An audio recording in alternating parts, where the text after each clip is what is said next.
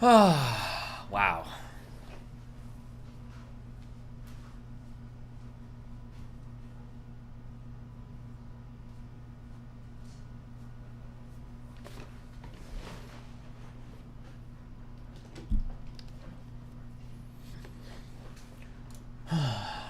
How are we doing today, guys?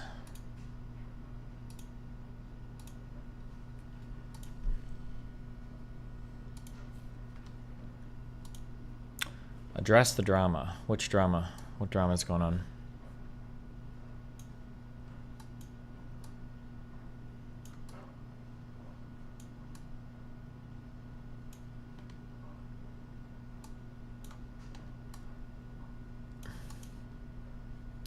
The Thorpes.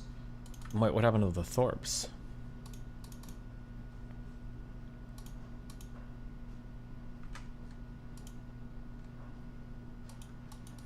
Did you end up re-signing with Kick? I'll know after a week and a half. I got a big career decision that I'll be thinking about this next week.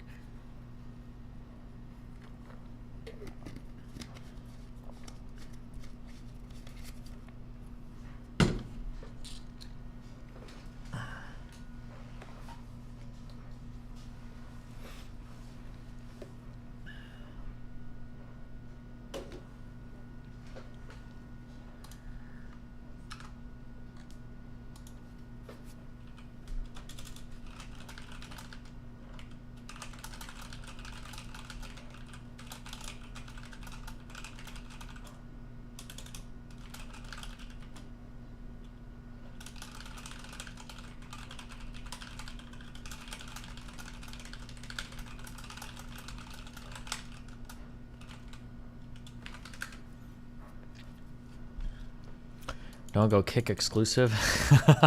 Listen. Oh. Listen. But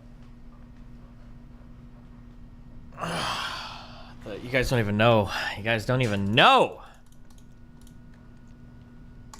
You don't even know.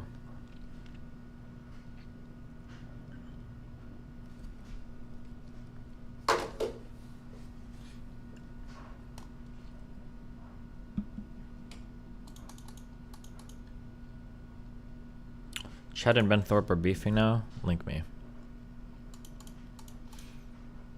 You try to make your boy feel insecure. You wear certain stuff. You posted him. 2 months? Why are you linking me this?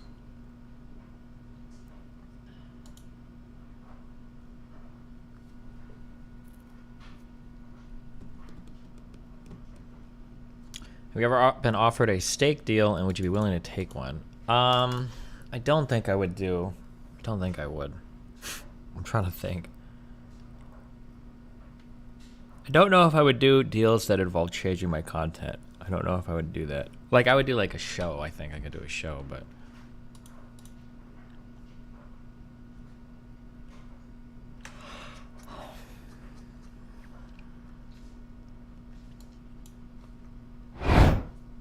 Alright, bro, I'm gonna be honest with you. I was talking to my mom and whatnot about some shit.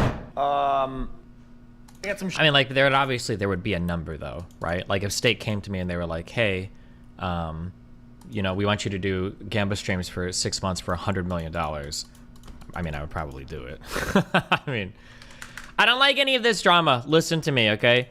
If people want to do this shit where they're like, oh, well, people turn down, name names, okay? I don't like this fucking everybody sucking each other off. All the big streamers are all friends with each other. If you want to roast somebody, then throw a name out. Otherwise, no one cares, okay? Give us names or fuck off.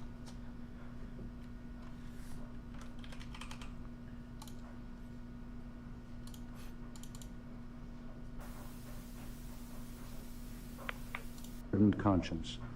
The road that led us to this point has been long and arduous, filled with great challenge.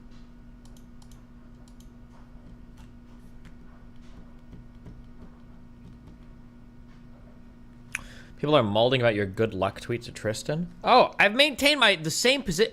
Okay, the responses are so stupid. First of all, half of them are his sims, so you can understand. But you guys are fucking retarded. First of all, people are like, oh, you got caught and you're not going to talk shit. First of all, it's online. I'll talk whatever shit I want to because it's the fucking internet. Yeah, if I see Tristan and Andrew in the street, I'll beat the shit out of both of them. It's the internet. Nobody cares. You can say whatever the fuck you want. Why would you think that somebody wouldn't talk shit on Twitter? Number one. But number two, the same thing I've said the entire fucking time that I'll say over and over and over and over and over and over and over again is let it play out in court. I've said it to people on the left. I've said it to people on the right. People on the left get mad because they want me to assume they're guilty. People on the right get mad because they think it means I think they're guilty. I think they are guilty, personally, based on what I've seen on the internet, if what they've said is true. But that's what the court process is the same. Or that's what the court process is for. You let them go to trial. You make their case. They get convicted beyond a reasonable doubt, or they are acquitted of the charges, and then you move on. That's all you can do. That's literally every single time. That's all you could do.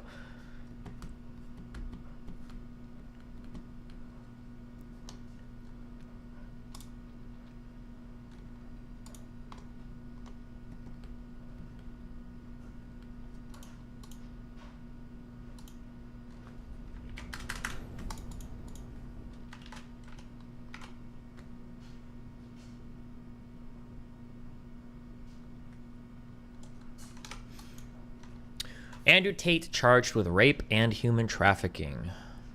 Controversial influencer Andrew Tate has been charged in Romania with rape, human trafficking, and forming an organized crime group to sexually exploit women. His brother Tristan and two associates also face charges. All have denied the allegations. The Tate brothers were first arrested at their Bucharest home in December. In March, they were moved from custody to house arrest following a ruling by a Romanian judge. The indictment deposited with the Bucharest court says that the four defendants formed an organized criminal group in 2021 to commit human trafficking in Romania, but also in other countries, including the U.S. and the United Kingdom. It named 7 alleged victims who it says were recruited by the Tate brothers through false promises of love and marriage. The alleged victims were later taken to buildings in Ilfov County in Romania, where they were intimidated, placed under constant surveillance and control, and forced into debt, according to a statement from Romanian prosecutors. The defendants allegedly then forced the women to take part in pornography, which was later shared on social media. One defendant is accused of raping a woman twice in March of 2022, the statement adds. The trial will not start immediately and is expected to take several years. A Romanian judge now has 60 days to inspect the case files before it can be sent to trial. The media team for the Tate brothers said, while this news is undoubtedly predictable, we embrace the opportunity it presents to demonstrate their innocence and vindicate their reputation. It added that the indictment allows us to present a comprehensive body of evidence diligently collected and prepared over time, which will undoubtedly substantiate the brothers' claims of innocence. There are separate charges still under investigation which could lead to a separate indictment, including money laundering and trafficking of minors. In 2016, Andrew Tate, a British-American former kickboxer, was removed from the British TV show Big Brother over a video which appeared to show him attacking a woman. He went on to gain notoriety online, with Twitter banning him for saying women should bear some responsibility for being sexually assaulted. He has since been reinstated. Despite social media bans, he gained popularity, particularly among young men, by promoting what he presented as a hyper-masculine, ultra-luxurious lifestyle.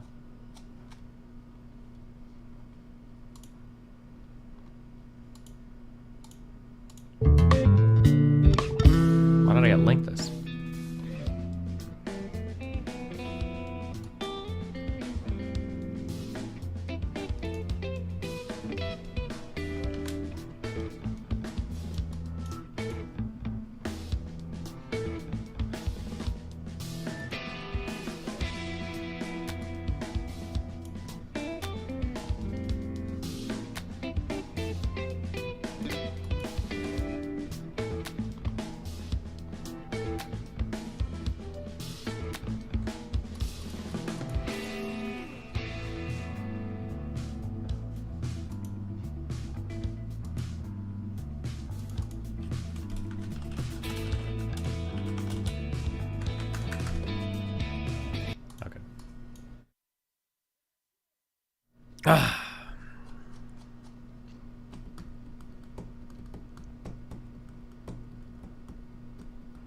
Does anybody know in chat where I can send a survey for people to respond?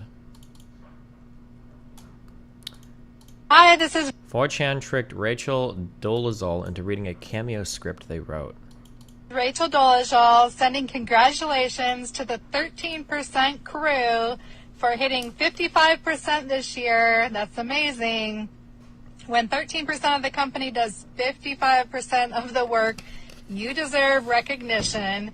But truth be told, it's really more like 6% getting it done. So you know who you are. Congratulations on your success. Is 6% what, like male versus female or something?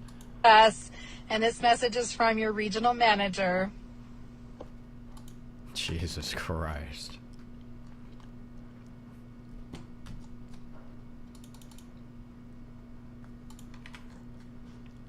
Do you think Tate's reputation is going to keep going down the shitter, or will it have another Trump situation where people are just complete simps? I think that something I've realized as I've watched my success in online content, other people's lack of success, and then kind of like broader trends in general is I think people get fatigued by certain gimmicks. I would argue that Trump's personality, style, and engagement with people is a type of gimmick. Andrew Tate is as well. Now, gimmick isn't bad. I know a lot of people associate gimmick with bad, but like I had a gimmick in 2016 of being like a hardcore lefty debate bro, right? That was like kind of a gimmick to some extent, right? I think that hopefully there's something good underneath the gimmick that people like, but I think you have to be able to switch up to continue to be successful. I don't think Trump can be the same person. I don't think the Tates can continue to be the same people and enjoy the same level of success. I think eventually people get fatigued and then they don't see it anymore, and eventually they move on to something else. So whether or not they stay relevant, I think is a matter of whether or not they change up content. It's kind of like eyes, I guess. If you stare at a certain color long enough, what's his color? I think it's rods, right? Is it rods or cones? Which ones see color? If you see a certain type of color long enough with your eye, is it cones? Are cones the things that see color? If you see a certain color long enough with your eye, it gets fatigued, and then you don't perceive that color anymore, and you actually start to perceive the opposite.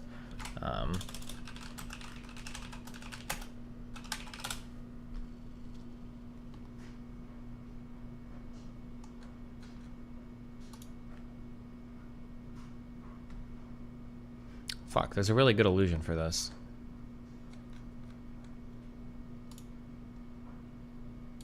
Is it this?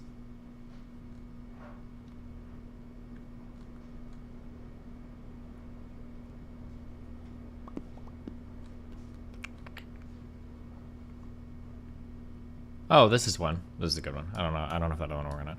I think if you just stare straight at this for I think like 20 seconds or something, like stare in the very middle, and eventually all the colors disappear.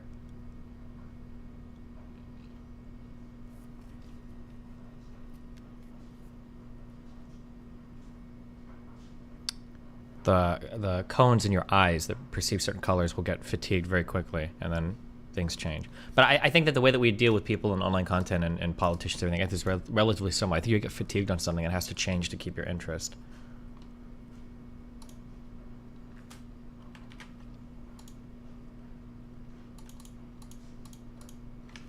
Okay, first I'm going to show you Dylan Mulvaney excited about raising money for the Trevor Project and them explaining what they think the Trevor Project is. And then I'm going to show you what the Trevor Project actually is. $84,257 going to the Trevor Project, which provides crisis services for queer youth. Sure, they connect youth to counselors, and that's great. But wouldn't the counselors then typically pay to be on their site? So why are they always asking for donations? Oh, I don't know, probably to run this massive social media site only for 13 to 24-year-olds. How do you verify that? So I made an account. Here are some clubs you could join. Transgender Youth, Witchcraft Club. I don't even know what this is. Guilt Secrets, Pain, and I don't know. Night Owls, where weirdos online can talk to your kids late at night. Name and pronouns. Why are they getting your kids' names? Obama Biden support too. What? I don't know why I'm supposed to care about any of this. I don't know what I just watched. I super don't give a fuck. Okay.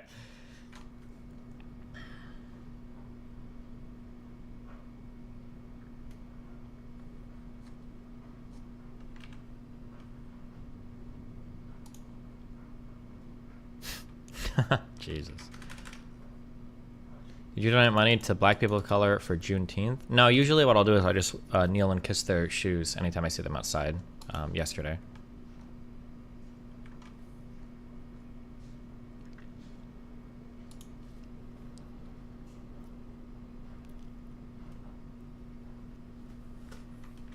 Isn't Bonnell a Scottish name? Dude, I don't know. I thought it was French for a while, and then my parents said it might be Italian. I have no fucking idea, dude. Who cares? Why, is there like a Bonnell in this? In South Carolina, so Did I tell you when I got to my fucking house last time? Fucking Nathan. Where did I'm trying to think of where it was. I don't know if I was picking up from school. I heard him give his last name, and he said, I'm Nathan Bonnell. I'm like, what? Bonnell? Bonnell? Whip that motherfucker's ass. I wonder if he was trolling me when he said it.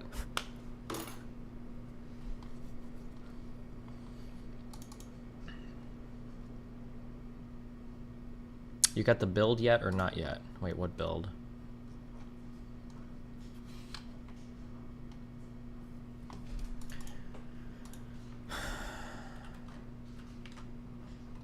Holy shit.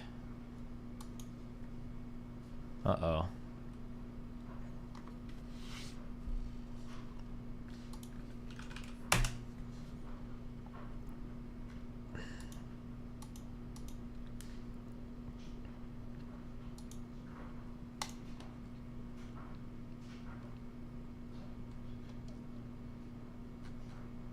I'm not even being a shit about this. This is the basis of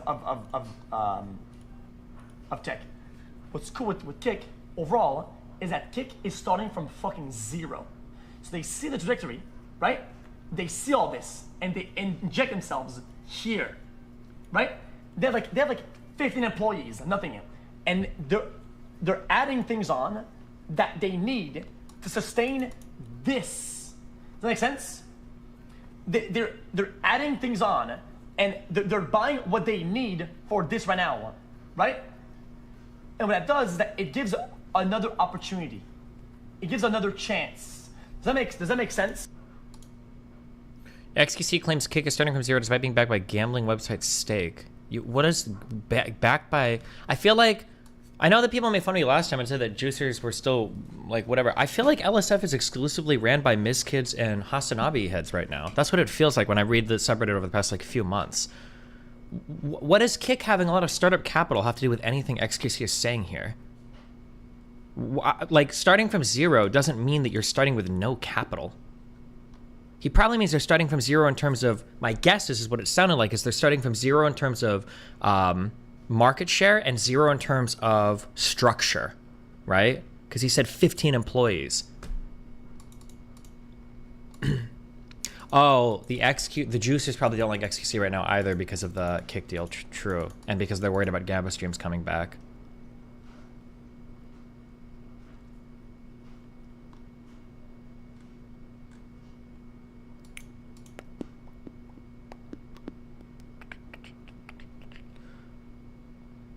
Spoken like a true equity owner. I feel like he never should have said that. He should have just not. He shouldn't have said anything because he's just gonna get shit on for it, no matter what he says. I mean, people. I'll be honest about platforms, and people even shut at me for it, even though I don't have fucking equity. There's like literally. There's just no upside.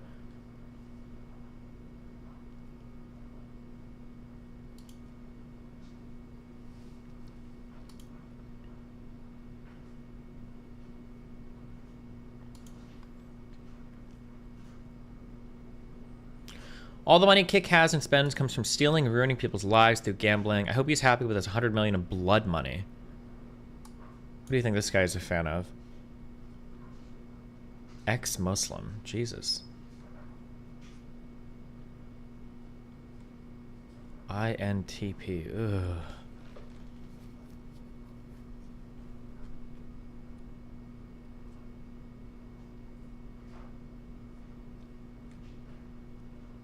I don't know what the Isle is. Some game.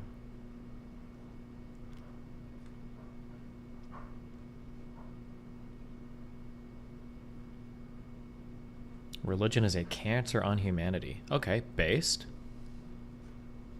I'm just curious because I thought that like, what happened to? I was curious if he was a Sun fan because like, what happened to the no ethical consumption under capitalism? Like, isn't Isn't Amazon all built off of like slave labor and slave money? Like, isn't Amazon literally the company that locks people in warehouses while tornadoes are murdering their families outside? You know, like.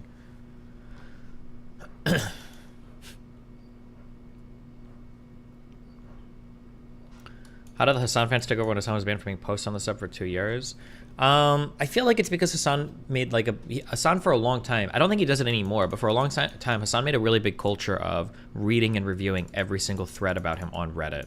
Like, I remember, for instance, when negative threads were going up, there was a negative thread that went up on him on, was it like TikTok cringe or something? And I remember he like deliberately opened the thread on stream, linked it in chat, and said, "You guys need to nuke this thread. It's not good." I remember him also looking at like YouTube videos in the past of him where people would make negative comments, and he would be like, "Guys, we need to go change this comment section," and like the whole comment section would radically change because he get his whole fans to go and brigade the comment section. So it's probably like, I think when you cultivate a fan base that's used to that behavior, then they're like more active in these types of forums.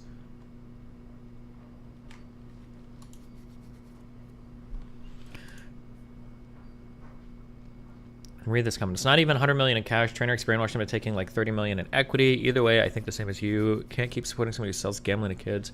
Crazy how they don't want kids to know gay people exist, but will rot their brains with gamba instead. What the fuck? What are we even talking about?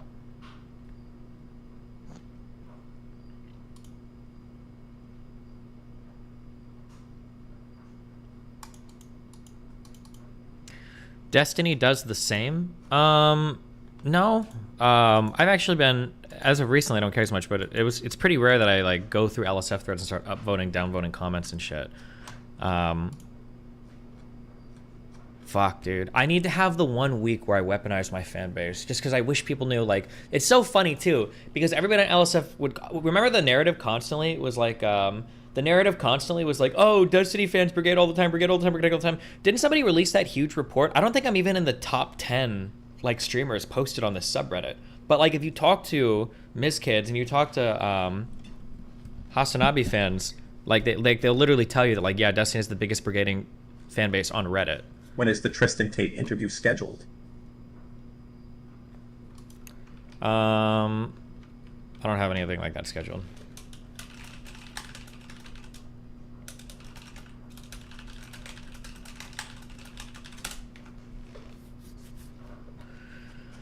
Oh, dude. I went out with a friend last night, and I wanted to take her to a really nice restaurant, because there's some really nice restaurants on Miami Beach, and all of them are closed. Did you watch the Elon Musk X Tucker interview yet? Nope. So I decided to, there's another restaurant like down at the south part of Miami Beach called Big Pink, and I was like, okay, fuck it, let's just go down here. And we go down to the restaurant, and fucking Farha and her fucking date are there. And I end up sitting with all of these people. I cannot believe how many fucking conspiracies every fucking person believes in these days. I wanted to kill myself for a solid 2 hours.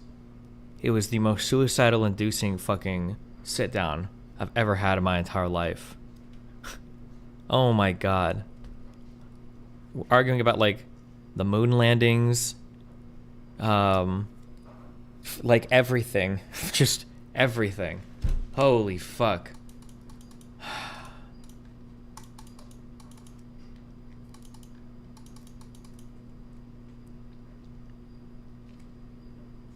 Destiny, you have a large Reddit presence. You have 4K members in your subreddit right now. LSF has 15K. I don't think any of the streamers. Yeah, I understand, but my fan base. But well, that's what I'm saying. If my fan base brigaded harder, there would never be a negative comment about me on the subreddit, and there would never be a negative thread about me because we would just obliterate all of it. Exodia. Is this podcast still happening? Yeah, it should be. I have all of the equipment. Is like I've got it like spaced out in her apartment. I just need to start hooking everything up basically. I'll probably do it when I come back because I leave tonight to go to LA.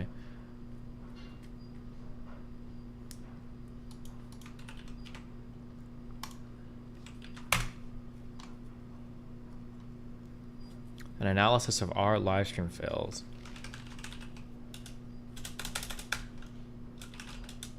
Wait, am I even mentioned at all? I might be like in a picture graph.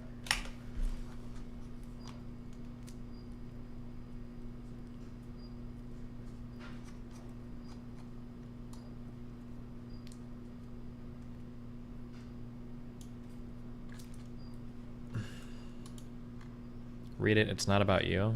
Oh, I don't know what this is. Somebody made a huge write-up of like the Oh, this isn't even what I was looking at before. It was a big write-up on the popularity of streamers over the past like 3 or 4 years or something. I'm not even being a shit about this. Even the clip title is retarded. XQC claims Kick is a startup. I mean, Kick is a startup. Do people think that startups don't have initial capital investment? Like,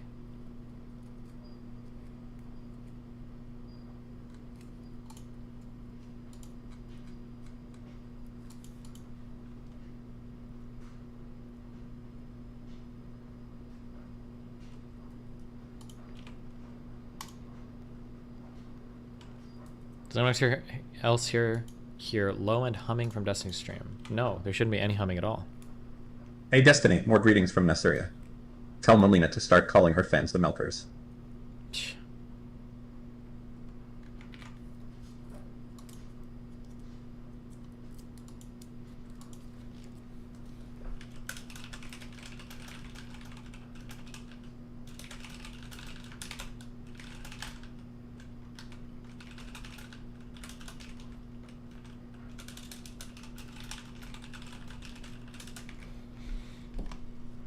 LSF users often use this as proof. Yeah, the problem with using this as proof, similar subreddits to our Destiny by overlap, people will use this. So they don't actually use this one. They use the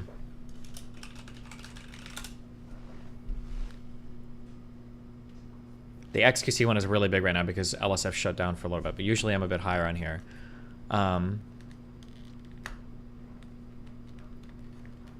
People will use this to claim that my fan base is brigading all the time, but the problem is that I'm the only streamer. I'm just the only streamer with an active fucking subreddit, except for XQC's has gotten fairly active recently. But so of course mine is the only one that shows up because nobody fucking posts on it because Hassan and all these other people don't have communities outside of like their Twitch chats. Did you end up getting lights for the podcast? Yeah, I have everything, unless I'm missing like a cable or something. Yeah. Hassan does the Breaking Bad meme. It's all about me. Hassan instructing his fans to brigade. Brigade it, boys. Nice. Jesus. That data hasn't been updated in years? Wait, this one? This hasn't been updated in a year? I'm pretty sure this updates constantly. It literally says here, I think this site may break or stop updating soon due to Reddit's API changes. I'm pretty sure this is constantly updating, no?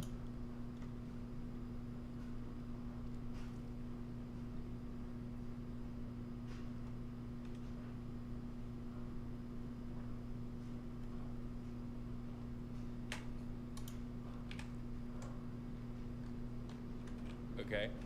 I think my speculation is this is a contract stipulation for Kick. Wait, what they're is? They're like if you want to join Kick, you have to say mean things about Hassan, about how he sucks, and then we'll give you $30 million. Okay, just say like anything. Just be like Hassan bad. I gotta tell you, that's gonna be really hard. Fucking do it, dude. Just badmouth fucking you. do it all day, baby. I don't give a shit. Get that money. Get that fucking cryptocurrency. I like when he says I don't give a fuck when he probably cares more about hate or conflict than probably any other streamer on the internet his size. Right. Also, Kick does not pay out in crypto money. They pay out in USD. But, alright. I don't care about this. Okay, I want to unlock my tier 3 dungeon today. Hassan Brigading LSF. I need to pack my shit for tonight. Oh, okay, hold on. Okay, I'll add this to the calendar, but you guys don't really know.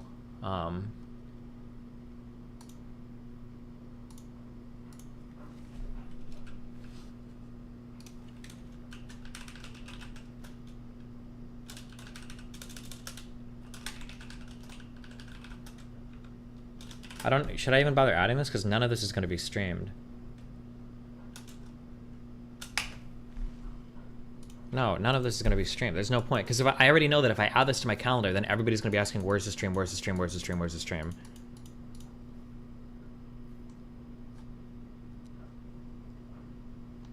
I feel you've been unclear. Do you 100% refuse to interact with Chud Logic going forward? P.S. Go brush your hair. Maybe we will. I don't know. I don't have anything against Chud Logic, to be clear. I just don't want to. I'm trying to avoid like fighting the communities that have nothing to lose with like crazy members of the communities. That's all I'm avoiding.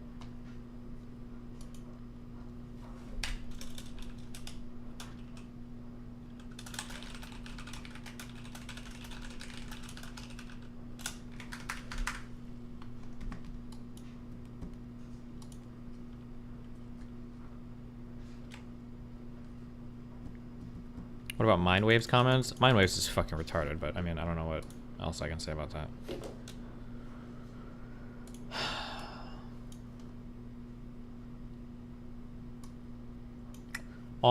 Tomorrow on the 21st, I'm going to do the speech at the college. They said they're going to record it this time, so I'll have that at least. I'm doing the Whatever podcast at night. They were saying that Michael Knowles wanted to do something tomorrow morning, but I can't. I have that commitment to that school. I've already made it. I don't know why it has to be in the morning of that day.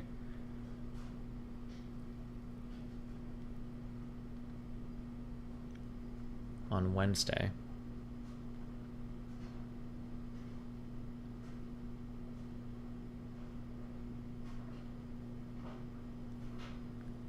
Why don't you record it? Because on my phone, they've got like cameras and shit, I imagine.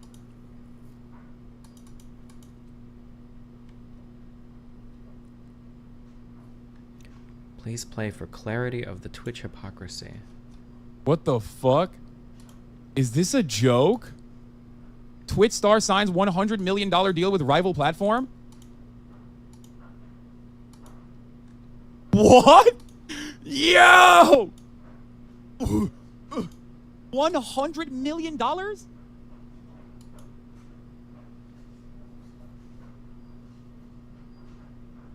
My heart is racing. I'm not even kidding. Like, that is fucking insane. Holy shit. Holy moly. Oh my god. Steak is just... Dude, if you want to fix the American economy, fuck the money printer. Steak is the real treasury, dog. What is happening? That is wild, dude. Holy shit. I mean, good for him. Yo, get the fucking Hey, have bag, you watched brother. the Abad and preached new Tate video? Why? I don't know. I think it was posted just before Tate was charged. Okay. Tell me about this. Ali, the 100. Too many people. War headed to a power source. It's more than just... Why? I don't know why I was like this. Okay.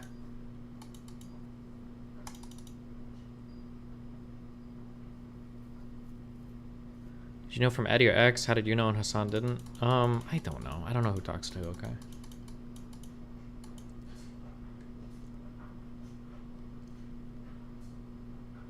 Are you still doing the iced coffee? Yeah. Tomorrow I do the Whatever podcast. That should be live. I do on Thursday a podcast called Impact Theory. That's in LA. On Friday, I fly up to LA. Las Vegas, sorry, LAS. I fly up to Las Vegas and I do the Iced Coffee Hour podcast. Then I fly back to LA on the 24th and I'm doing the Dropping In podcast with the Charlie Hoopert, I think, on the 24th. On the 26th, I think I'm doing, if Adam confirms it, which I think he did, I think I'm doing a No Jumper show on the 26th with some guy called Crip. Fuck, who am I? Hold on, I don't want to fuck this guy's name up.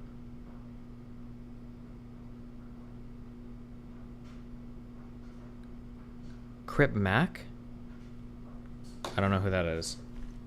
But he said he thinks it'd be a good show. And then I'll probably fly back on the 27th.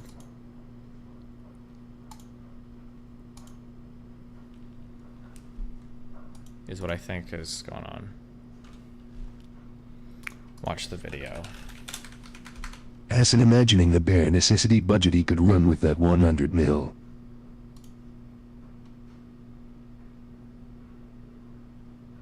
this cold old English right here. Yeah, I'm watching these streets also and these weird ass niggas in these cars, nigga. This shit ain't a game. I like to let motherfuckers know around the world it get real tricky, it get real Mickey, it get real dangerous. My goddamn, he came to 55th Street to do an interview. God, great man on hood. But I'll fuck your wife, Custer. I'ma keep it 55th Street. Who's Custer? A Custer is a buster with a C on my motherfucking crib. Something nifty on 50s. What does it mean to be nifty? You tell a sitch you wanna bust her pussy and asshole open, you fight me, and then you gonna have a nifty issue with her, yeah? You fight me, you gonna do nifty things in that Motel 5 with that sitch. Let's go ahead and keep it 55th Street. This 55th Street. How long have you been hanging out here for? Oh, cuz, I got put on, cuz. I was a teenager. Okay. Well, that'll be interesting.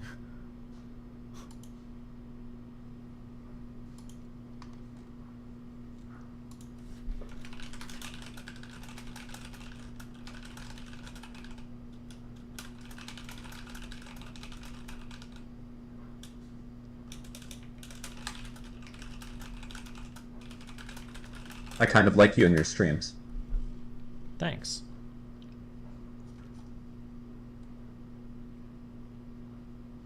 What are you gonna do on the planes? Probably keep playing Triangle Strategy.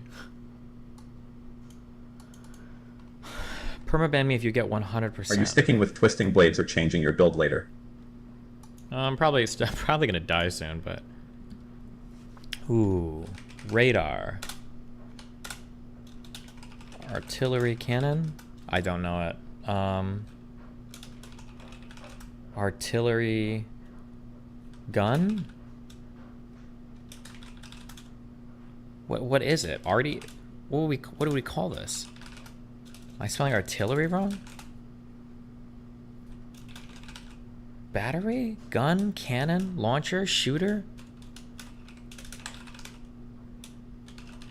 What? Oh, turret. Fuck you. Smelter? That we call these smelters. I don't fucking know. Steel furnace, probably.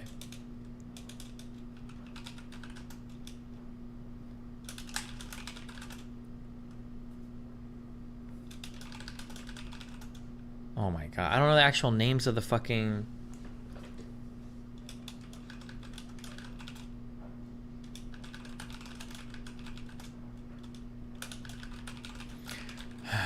Oh.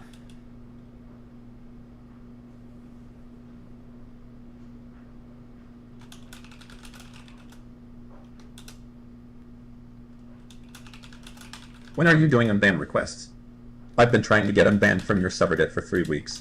Mods don't respond, what do I do? Ask your mom. She'll get you back in.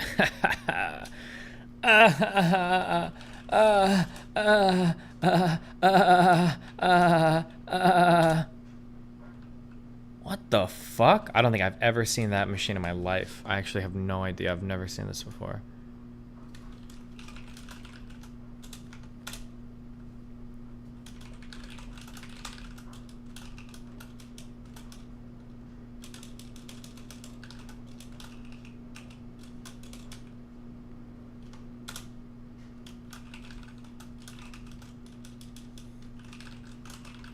Bro, I don't know what the fuck this shit is called. Fuck this game. What is this? Okay.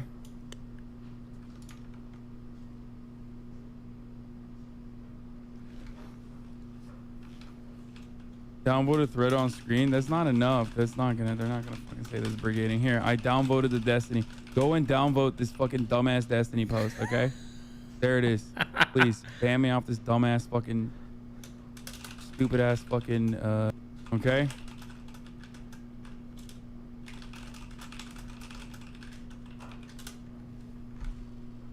What a wild time. Okay.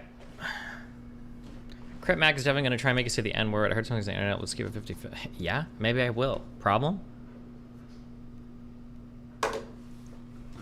Oh, and on the 7th, I think I'm doing a Culture War Tim Pool show against John Doyle.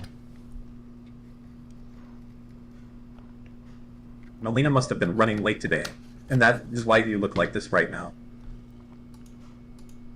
That's when I have my... When is Jubilee? It got pushed back because we're trying to find people on the other side that want to have the conversation. Apparently it's very challenging. How long are you gone? Oh no, I'm not staying in LA till the 7th, but... No bodies found at supposed mass burial site in Edmonton. The defamation of Canadian history continues to collapse.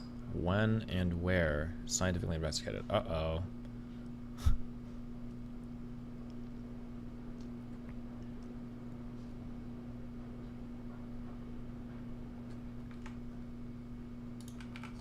This is 2 years old. Oh. Oh, nice link, dumb fuck. I don't think anything ever came from Most any of men this. don't understand the Literally nothing came from all of that. It's kind of funny how we all just forgot, but... anatomy of a woman nowadays. Can you analyze the RFK But when appearance on Joe Rogan at some point? Maybe, we'll see. You've been with as many women as I have, you begin to understand how they work. So, next time your lady is just acting up, don't just try to hit her or lock her up in a small room like you usually do. Instead, ask her a simple question. Babe, are you on your period? If the answer is yes, back off and let the disease pass on its own. If the answer is no, tell her to get naked. Women are complex creatures. And that's Alpha King rule number 102, which states, how can you respect anything if you don't understand it? This can't be real. Auckland surgeons must now consider ethnicity in prioritizing patients for operations. Auckland surgeons are now required to consider a patient's ethnicity alongside other factors when deciding who should get an operation first. Several surgeons say they're upset with the policy, which was introduced in Auckland in February and gave priority to Maui and Pacific Island patients on the grounds that they have historically had unequal access to healthcare. Health officials stress that ethnicity is just one of 5 factors considered in deciding when a patient gets surgery, and that it is an important step in addressing poor health outcomes within Maui and Pacific populations.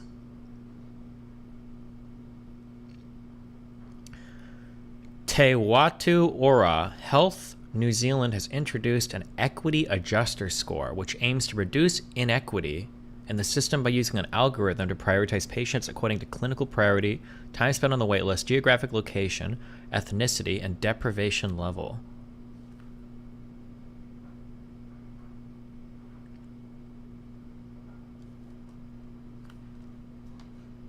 Destiny, they have like 5 people. I could be wrong, but I think that Maui people are actually relatively common in New Zealand. I think New Zealand is like one of the only countries that didn't like try to genocide or completely fuck over their native populations.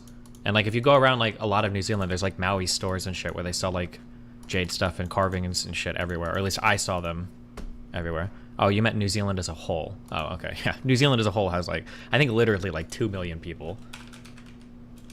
Maori? I don't know how to pronounce it. Oh, my bad. I'm just getting 5 million people. Same thing. 5 million, 2 million. Fuck them.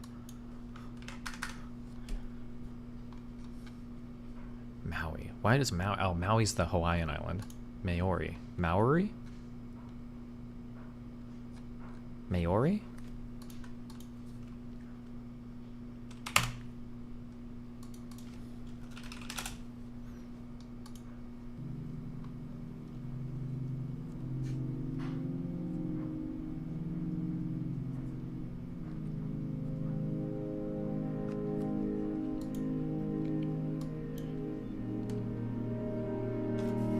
Can you just say their fucking names?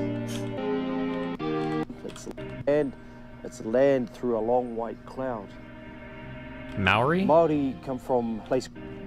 Maori. Maori come from a place called Hawaii. Maui. I think Maui's. Wait, wasn't that what I was saying? But initially, Maui? Wait, fuck you guys. I don't know anymore. Fuck you. I don't care. Mawestini, you converted me from a Feneth. Now I only watch you, and I'm only 57.2% Red Pill now. Good job. Just that you should know for your CDR, and not the only. Are we the only language? Is English the only language where we actually have like that R sound? As hard as we do it? Does anybody do the hard R like we do in English?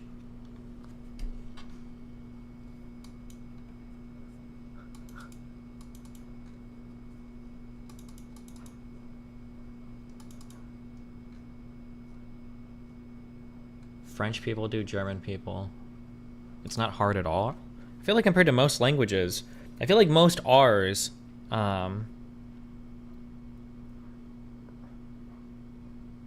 like they're almost like D's compared to in English. Fuck, now I'm trying to think of any Spanish word with an R in the middle of it.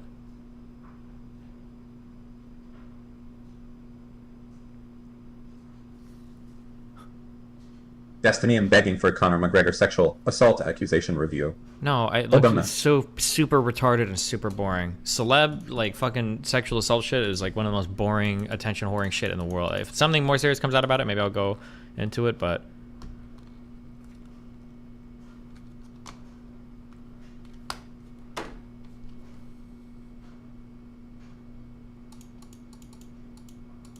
Example for an English one?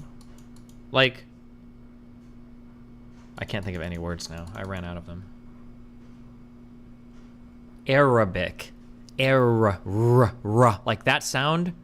I feel like we do like there's like a whole bunch of mouth movement in the English R.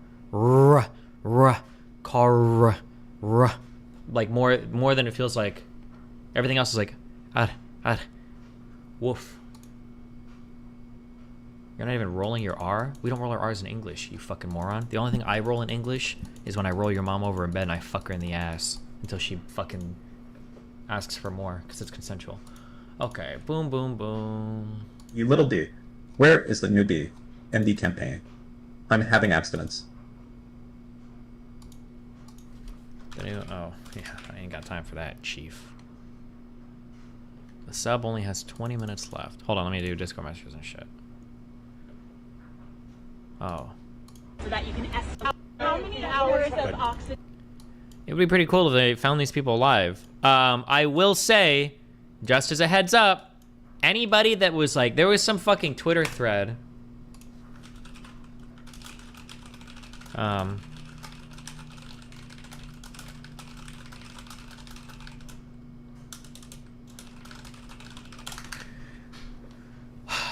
Dude, I'm so glad that Eastern European women don't exist that much in the United States, because it would be the end of my life, okay? People that are like celebrating the deaths of wealthy people, you're actually just like a dog shit fucking human being. Like, just as a heads up, you're actually completely trash. You're an actual, like, it's just horrible. My God.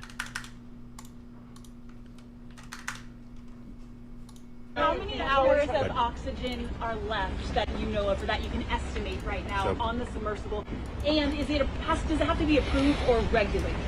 Sure. So first of all, it's an estimate, right? Because we know from the data we were using as a starting point was 96 hours. We know at this point we're approximately about 41 hours. 41 hours left. Yes. And does it have to be approved or regulated? Does submersibles, does it go through anything that you know of? Yeah, I'm not sure of the exact technical piece of that. We know there's about 40 hours of breathable air left based on that initial report. Again, that was just the initial report based on 96 hours from when the vessel. Captain, how many hours of oxygen are left that you know of, or that you?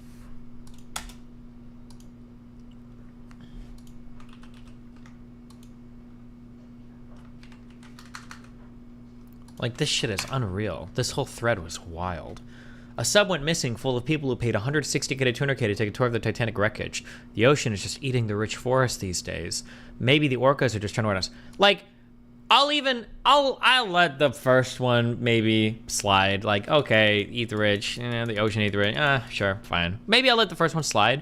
But the fact that they like tripled down on like, I do genuinely feel bad for the crew. It's terrible they were forced to do a job to cater to billionaires. The Titanic tourist industry would simply not exist without the demand of an upper class. It's a valid criticism to say none of this would have ever happened without rich people thinking they could do whatever they want. Like, you're literally not hurting anybody. Like, of all the ways that rich people could spend their money, like, doing tours, isn't this like probably the best? Talk to Dr. Mike Israel. He mentioned wanting to talk to you at the very end of his latest video on his Making Progress Yeah, channel. maybe. I'd love to hear you guys discuss some things. Maybe, yeah. I just don't even know what we're talking about. Somebody said it only has 4,000 likes. The original tweet has 50,000 likes.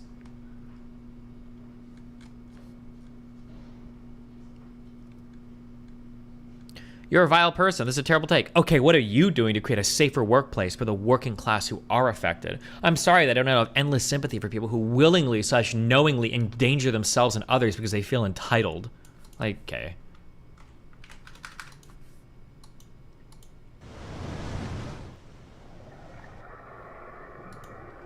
It's got one button, and that's it. Yeah, so we run the sub with this game controller. It's made by Logitech. This has to be a troll video. No shot would I pay $200,000 and then sit inside some fucking 10-foot wide tin can while some dude pulls out a fucking GameCube controller from 2004. This can't be real. Basically a Sony PlayStation style controller. If you want to go forward, you press forward. If you want to go back, you press back. You want to turn to the left, it's like that. You want to turn to the right, you turn to the right.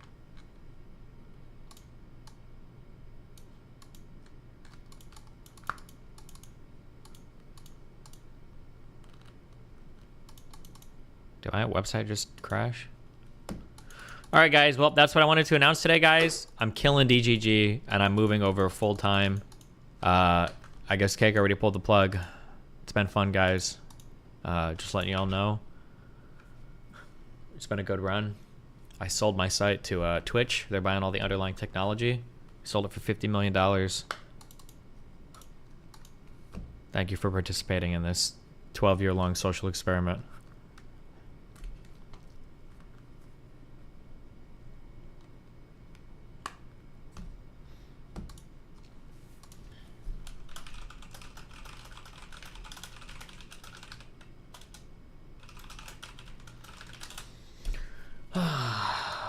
Okay, Darius. We can go out to eat tonight if you want, babe. Heart.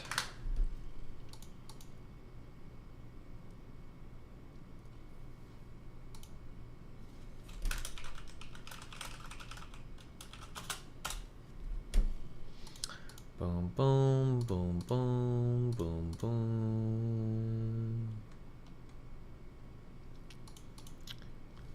Hey, what's up? Stardust messaged me last night with a question. Wonder what happened.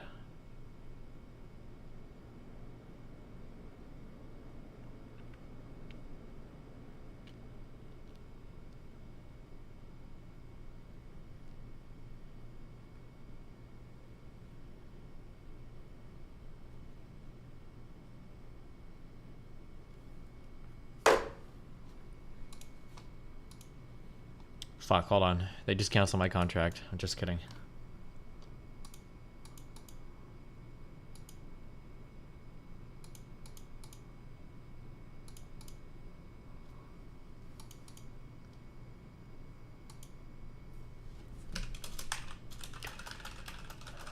Oh, fuck. Okay. My flight leaves at... Never mind. I re-signed my contract. DGG's dead forever. I should probably leave here at 9, so I got to eat at 8.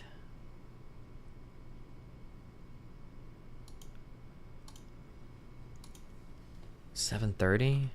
It's already 3. Fuck.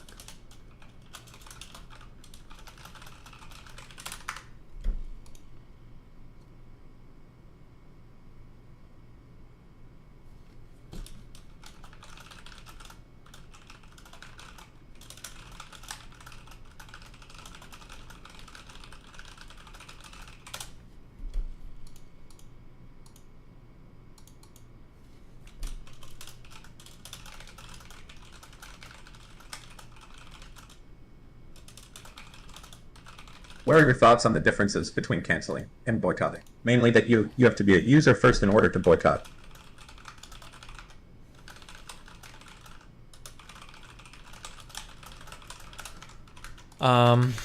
What are your thoughts between canceling and boycotting? There's probably a lot of crossover, but I think in general, boycotting tends to target companies, canceling tends to target individuals. Like in the broadest.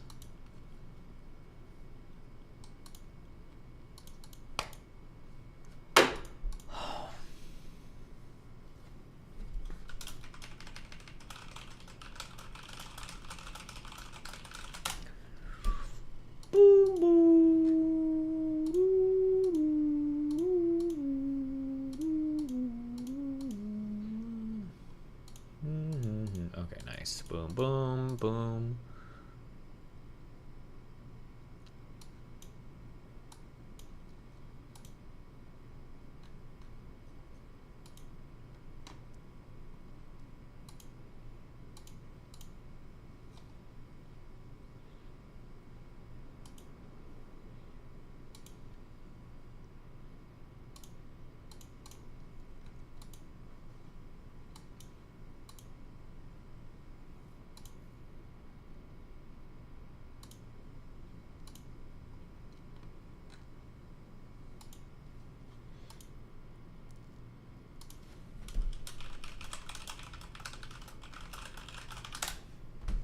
Wow.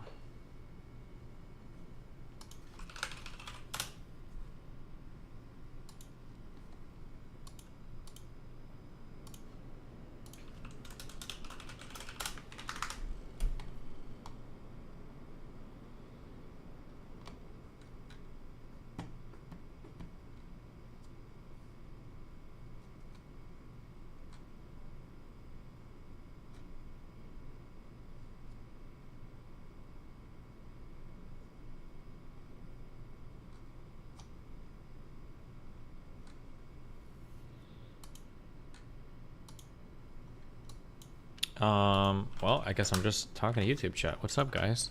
Today you are my children.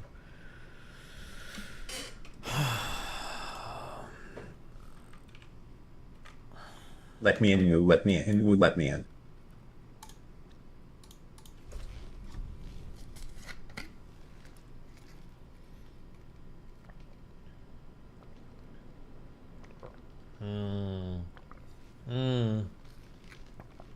Destiny, do you know a Kia song that uses M7, B7, Fmag 7, Cmag 7, F hash and 7B5, B7, M7, and do you know the song?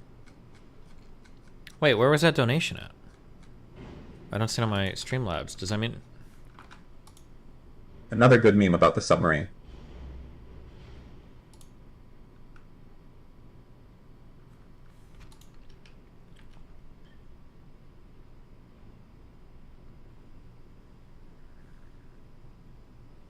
Oh, I don't know what that chord progression was. I'm sorry.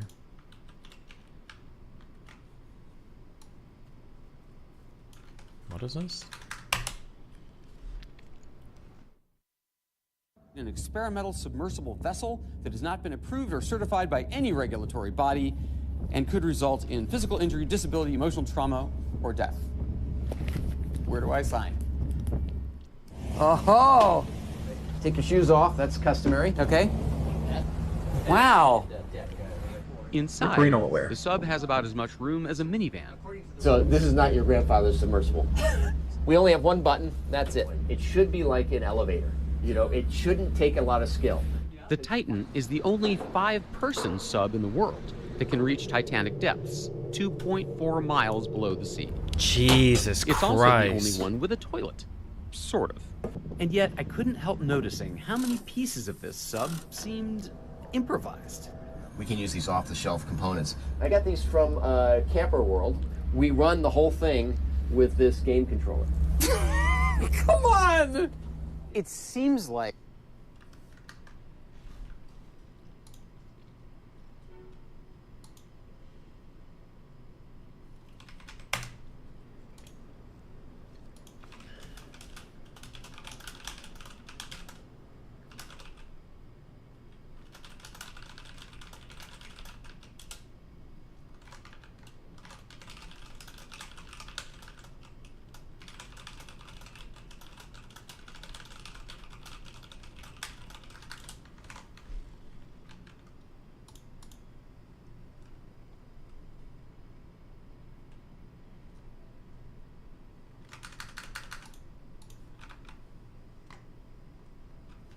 Can I grab a Red Bull?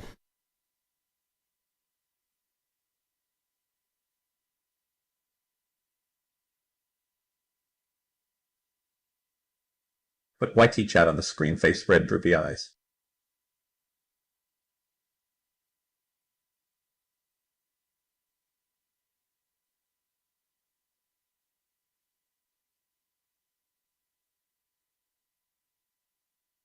YouTube chat stay winning.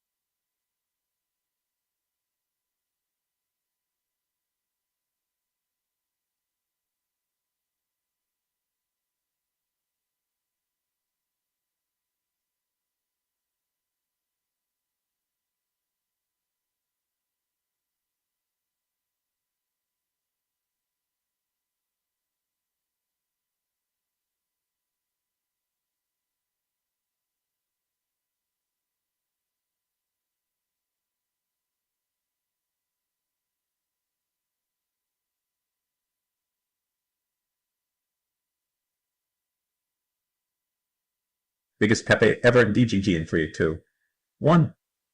Oh wait, look, no Pepe posters. You never lose.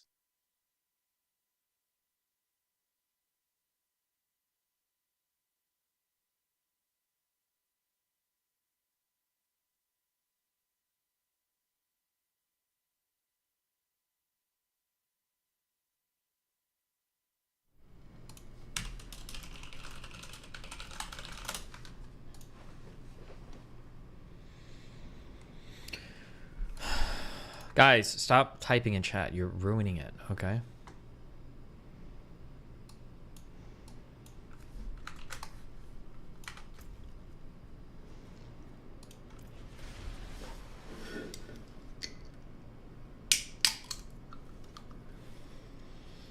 Elmao, I just subbed on DGG. Also progression was M7, B7. Dmag 7, Cmag 7, F hash M7, B5. B7, M7. Talk about the lav update that just came out. I have no idea what the lav update is, okay?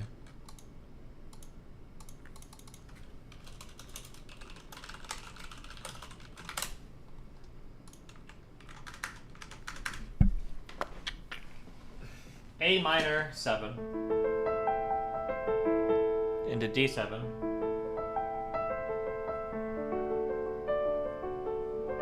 to G major 7.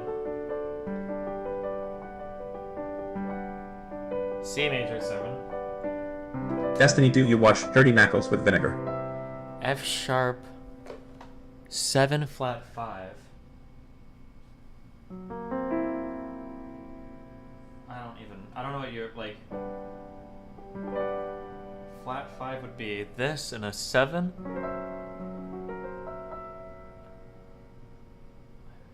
I don't even know what that means.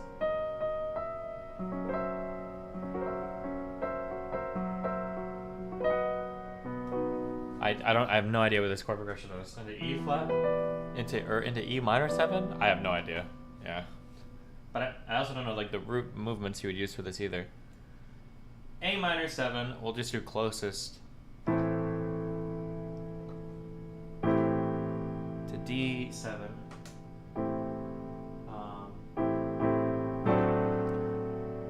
D7 to G major 7.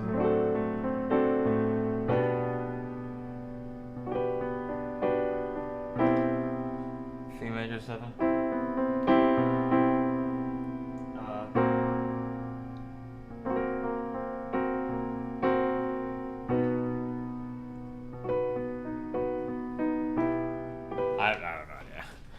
I don't know what that is, or if that's just some random shit you made up. Okay.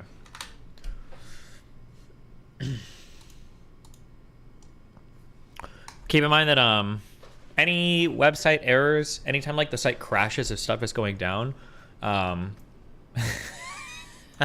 I was gonna troll, never mind. I was gonna say DM right to Barimes on Discord for help if you can't connect to chat, but I probably shouldn't have his shit get spammed.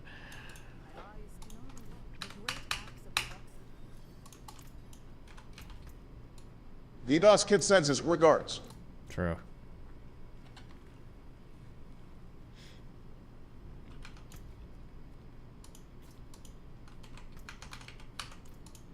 Do I really have like 15 active quests right now? I don't believe that.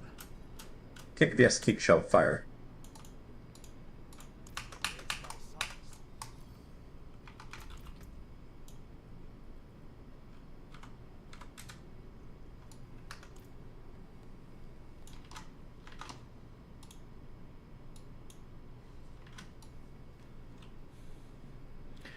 Are there really any types of instruments I should avoid if I'm getting into music? Why would you avoid an instrument? I don't know. What, no? Or do you just mean like instruments that are pleasing to the ear to learn or something? Oh. What do you got for us, Bruce? We can listen to this guy for a bit.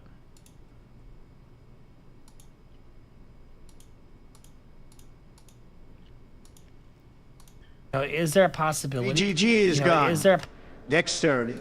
I'd like to thank you for bigly increasing the quality of your stream. I knew you had it in you. YouTube chat for life. Is there a possibility that if they don't link up this phone properly, that he could get acquitted? 100%. Bruce Rivers, he's the criminal lawyer. Bruce Rivers, he's the criminal lawyer. That if they don't link up this phone properly, that he could get acquitted? 100%. Bruce Rivers, he's the criminal lawyer. Bruce Rivers, he's the criminal lawyer. Bruce Rivers, he's the criminal lawyer. And what he do? And it's gonna react to all the self-snitching. Welcome to another episode of Criminal Lawyer Reacts. I'm Bruce Rivers, board certified in the area of criminal defense and criminal trial law. Today we are reacting to the murder case of YNW Melly. This is actually day 4. You can't put like pins on the minimap, right? Like I can't like put a marker on this. It's like the only game where I actually would like to and I can't do it. For the case, and we're going to give you kind of a day-by-day breakdown of this first week in trial. But before we get to that, this is brought to you by eSign.com. eSign.com, a very effective way to remotely right click for marker. They're an incredible sponsor. No. I mean like of ours, multiple, not just this one waypoint. Shout out to them because they are, I use it all the time in order to have people sign retainers when they're either here and they just can't make it to the office, or they're from out of state. But I also use it for other documents as well. So, for example, if I'm doing a plea by mail, if I have a business deal that I want to execute, it's an effective way to remotely do business, and you can do it fast. What? Done now. eSign.com, a very effective way to remotely do business. And don't forget, you get 3 free signatures a month. You just download the app, and it's super easy to use. If I can use it, you can use it. And if it ain't eSign, no one signs. We did a reaction to the opening statements. And so the state goes first. Why do they go first? Because they have the burden of proof. Anytime somebody brings a case, whoever brings the case, like if I have a car accident and I want to sue somebody, it's my burden to prove whatever I'm trying to prove. In this case, it's the state's burden. Now let's talk about what their burden is. Do they have a murder weapon? No, they don't. Do they have him really at the scene without digital footprint? No, they don't. Is there an eyewitness? Supposedly there's an eyewitness, and that's YNW Portland. But when his statement that he gave to the cops was, he didn't go off on Melly. He said it was a drive-by. Now, in our last video, I opined a little bit that Portland was going to testify. Cortland Henry was going to testify. I said that kind of off the cuff. And here's why this comes in. YNW Portland's statement comes in because it's not offered for its truth. And I didn't really think about that the last time. It is actually a false statement. So a false statement is not hearsay because it's not offered for its truth. The definition of hearsay is a statement other than the declarant offered in the court to prove the truth of the matter asserted. So let's say, and if the witness is not available, their statement generally doesn't come in. And Portland probably wouldn't be available. It certainly wouldn't be available for Melly to call him. And he wouldn't be available with the state unless the state gave him immunity or there was some other deal that he got. So why does his statement come in? His statement comes in because it's not offered for its truth.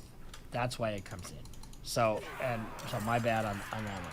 But it does come in, and so let's talk about what they've done so far. And we're going to react to some of these videos here in a second. On day 1, they had 2 crime scene investigators, And they talked about one having not changed their gloves. Why is that important? Well, if you're going from item to item to item, you Remember, need to change your gloves. Why do you need to change your gloves? If the glove does not Because fit, you can get you must. cross-contamination. You can take DNA from one item and put it on another. That's one thing. And then the investigator said she definitely changed her glove when moving parts between parts of the Jeep. The reason that's important in this case, they don't. Is this about Tate? No, And this is I- about the Melly murder trial. I don't know anything about this murder trial, but somebody looks to me. Witness, and they don't. It's a total circumstantial case because let's look at they don't have a firearm, and the phone's not in Melly's name, and they don't have his footprints, and they have.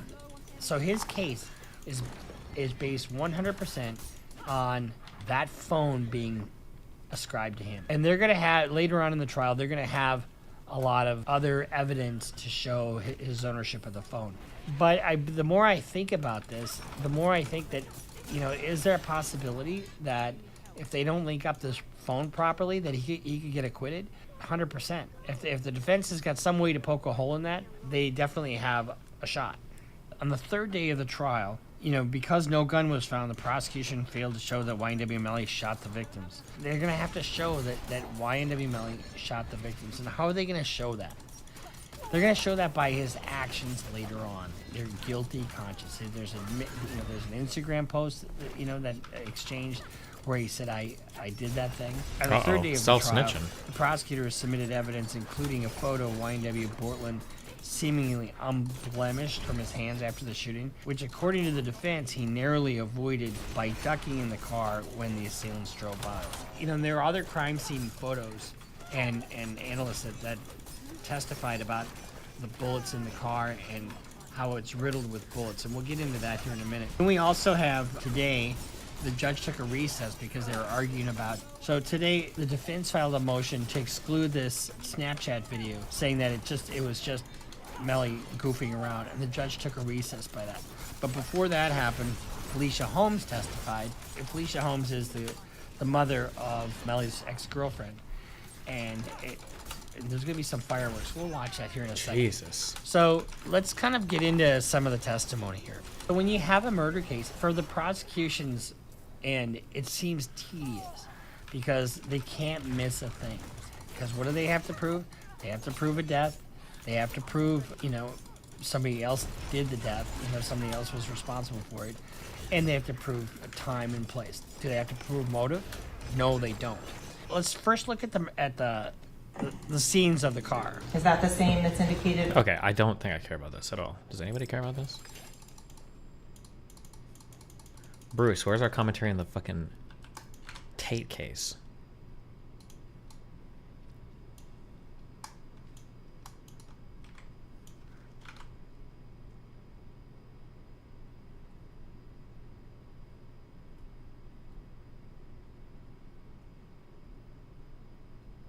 Nothing.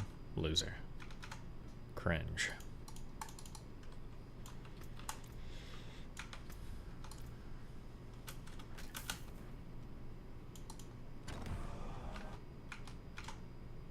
These shrines are so lame. I swear to God, they don't make that big of a difference.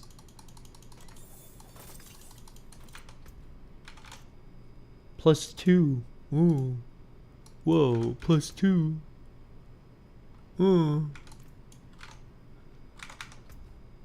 +2 strength. What is that, like 0.002 damage?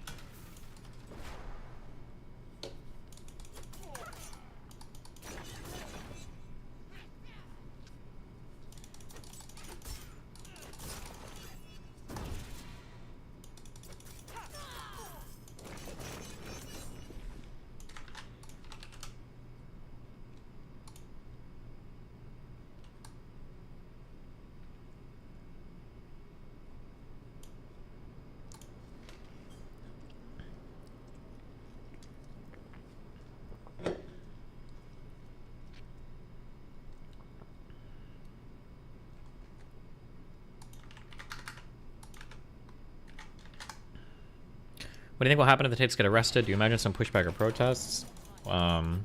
Well, I mean, we're past the arrest point. We're at the indictment stage, right? I don't know if people would protest. Well, weren't there already protests, actually? I feel like I saw in some country there were a bunch of guys marching on the street, but wasn't it like, it was like a one-night thing. I don't know if people cared that much.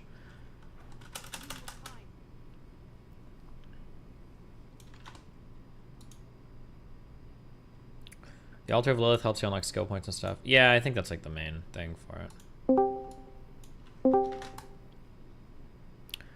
Hello. What's up, buddy? Stank face, you're up. What the fuck? Holy shit, I forgot. Yo, what's up, man? How you doing, buddy? Yeah, pretty good, dude. Just playing BattleBit Remastered. BattleBit? Yeah. Oh Hold on. shit, that like just came out, the remaster, right?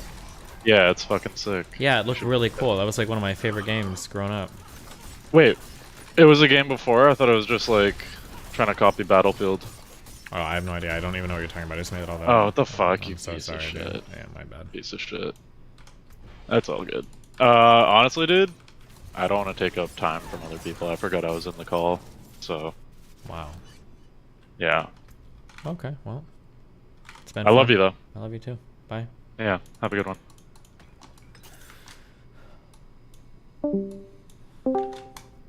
Awuga, the chat's favorite chatter. What's up? I don't think I'm chat's favorite chatter, but I wanted to resume that Hassan conversation that we had a while back, if that's okay. Sounds based, yeah. I want to see how feasible it would be to get you to repair this bridge, you know? Because whether or not it's feasible is on him, not me. I think it is. I think it is partially on you too. I mean, for starters, let's start with the first thing. You've said to me before that the only reason you supposedly shit on Hassan is because he's not politically active. And what? I feel like there's lots of reasons I shit on Hassan. That might be one of them. I don't think that's like the only one. I don't think you like Vosh isn't politically active. I don't think you have to necessarily be politically active, but go ahead. That's what you said. That's the reason you gave me for why you're like super uncharitable to him. I feel like you're I don't remember the exact. It feels more like what I actually said was probably something like if he's talking about like socialist values and he's living his life as a capitalist and he does nothing to further socialism, that type of lack of political activism would hurt. It feels like I probably said something more like that, but. No, what you more or less said, I could be slightly misrepresenting, but it was just that like the reason you're uncharitable and you criticize him so hard over his political values is because like he's not super politically active. Okay. All right, sure. Let's go with that. Okay, what about it? Sure. If he was more active towards his ideals, you would be less uncharitable to him in that regard. That's about right, right? Yeah, probably a little bit, yeah. So, the funny thing is when you told me that, like 2 days after that conversation, I think, it was like, I don't know, a couple days after that, Hassan basically answered your prayers, and he did a landlord strike event. He went out, he engaged with fans, he bought pizza for everyone who attended or whatever, he held up signs and everything, but I didn't hear a peep out of you about it. You didn't say anything. Why would I say anything? I mean, if he did it, good for him. I'm not. This isn't like the Hassan News Network. I don't cover every single thing that goes on. But it kind of is the Hassan News Network. You for like the longest time, like we're constantly, even just in this stream, you were shitting on him for just whatever nitpicky reason you could think of. We talked about him because stuff was directly related to what we were talking about, but I don't cover him very much. Even on the stream, I think we talked about him for all of like what, 5 minutes. There was a time, at the very least, where for like a good few years you were talking about him nonstop. I think he even like straight up he did a. You think there were years where I talked about Hassan nonstop? I don't think so. No, if you go, he actually did this on a stream. He went onto your channel. He typed Hassan into the search bar, and like there was like 50 videos that came up with his I'm name. sure there were a lot of videos. I mean, like when the time we were actively fighting, yeah. And also he's like he's like arguably the largest political streamer on the internet, so of course I'm gonna react to him as well. But I mean, that's not the reason why you choose to do 50 billion videos on him, though, right? It's obviously because you don't like him because of a personal grudge. I don't know if any of those 50 videos had anything to do with our personal grudge. Usually it's always over like things I think he says that are like dumb politically. It's not like every video is like, oh, like Hassan's not my friend anymore or whatever. Like no, it's generally over, like... obviously you don't explicitly say like, oh, I'm gonna do this video on him because I don't like him, but like the pretense of like, oh, he said something kind of stupid here about socialism, so now I get to do a video on him.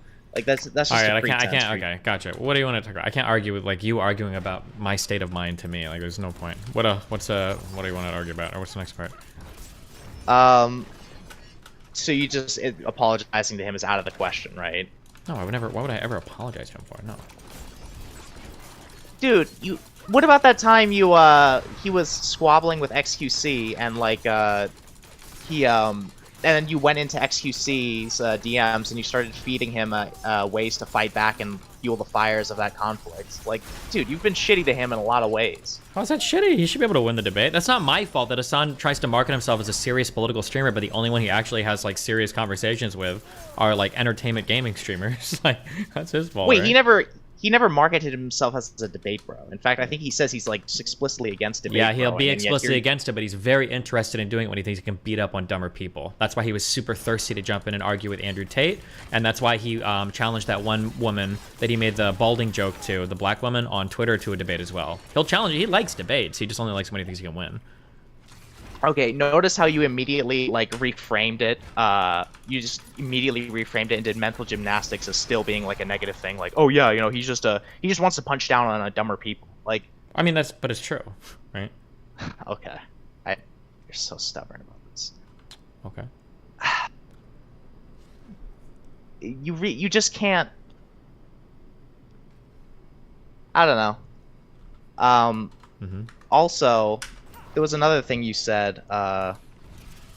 This was during this is kind of unrelated because you're being stubborn. Yeah. You said to me before that progressives aren't getting anything done and that we're losing or whatever because we're too far left and that we're not meeting Nazis where they're at. Yeah, and I've been thinking about that for a bit. Uh-huh.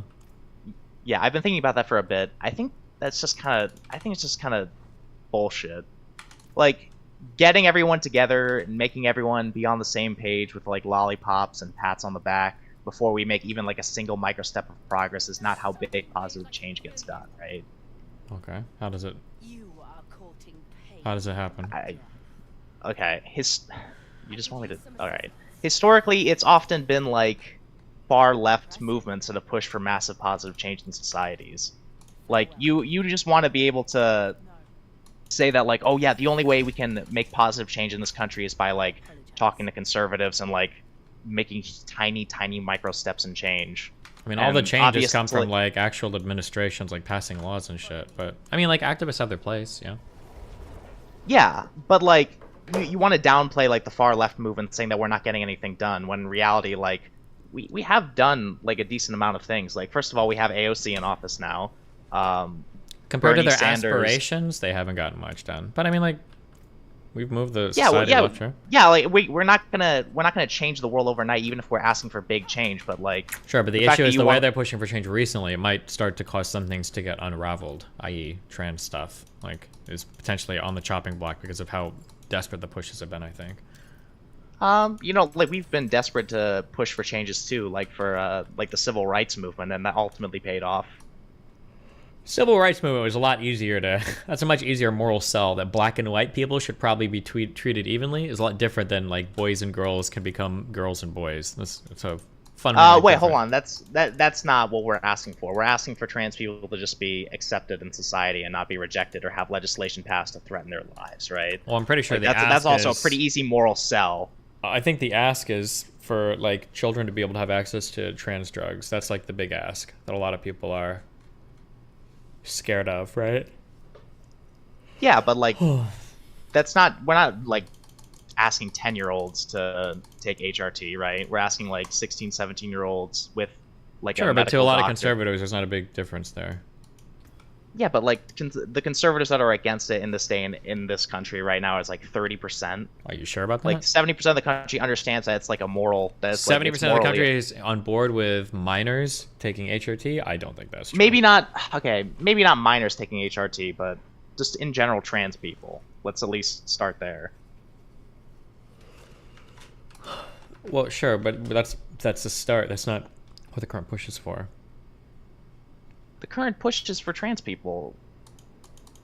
What, to push them off a bridge? What do you mean? That your statement didn't mean anything. The current push push is for trans people to be accepted in society. I think the current push is like for minors to have HRT. I think that's what the big push has been for recently, and that's what a lot of people are on the conservative side are scared of and are fighting against. I don't think that's what they're passing legislation to make being trans be illegal. Yeah, that's called the that's the pendulum swing, baby. That's not the pendulum swing though. That's only okay. No, maybe not. Maybe I'm wrong then. I guess we'll find out, huh? I suppose so. What game are you playing right now? You seem like you're pretty distracted by something. Diablo 4. But no, you're just being exceptionally annoying today. Oh, okay. Why don't you play a better game like Zelda or something? Like Zelda or something. Yeah, like, cause you always play the same, like, you always play like Diablo, fucking, what is it? Factorio. What's wrong with Factorio? Factorio's just, he just plays a tiny little ant guy and just crawling around, just clicking on things, like, nothing's even happening. Wow.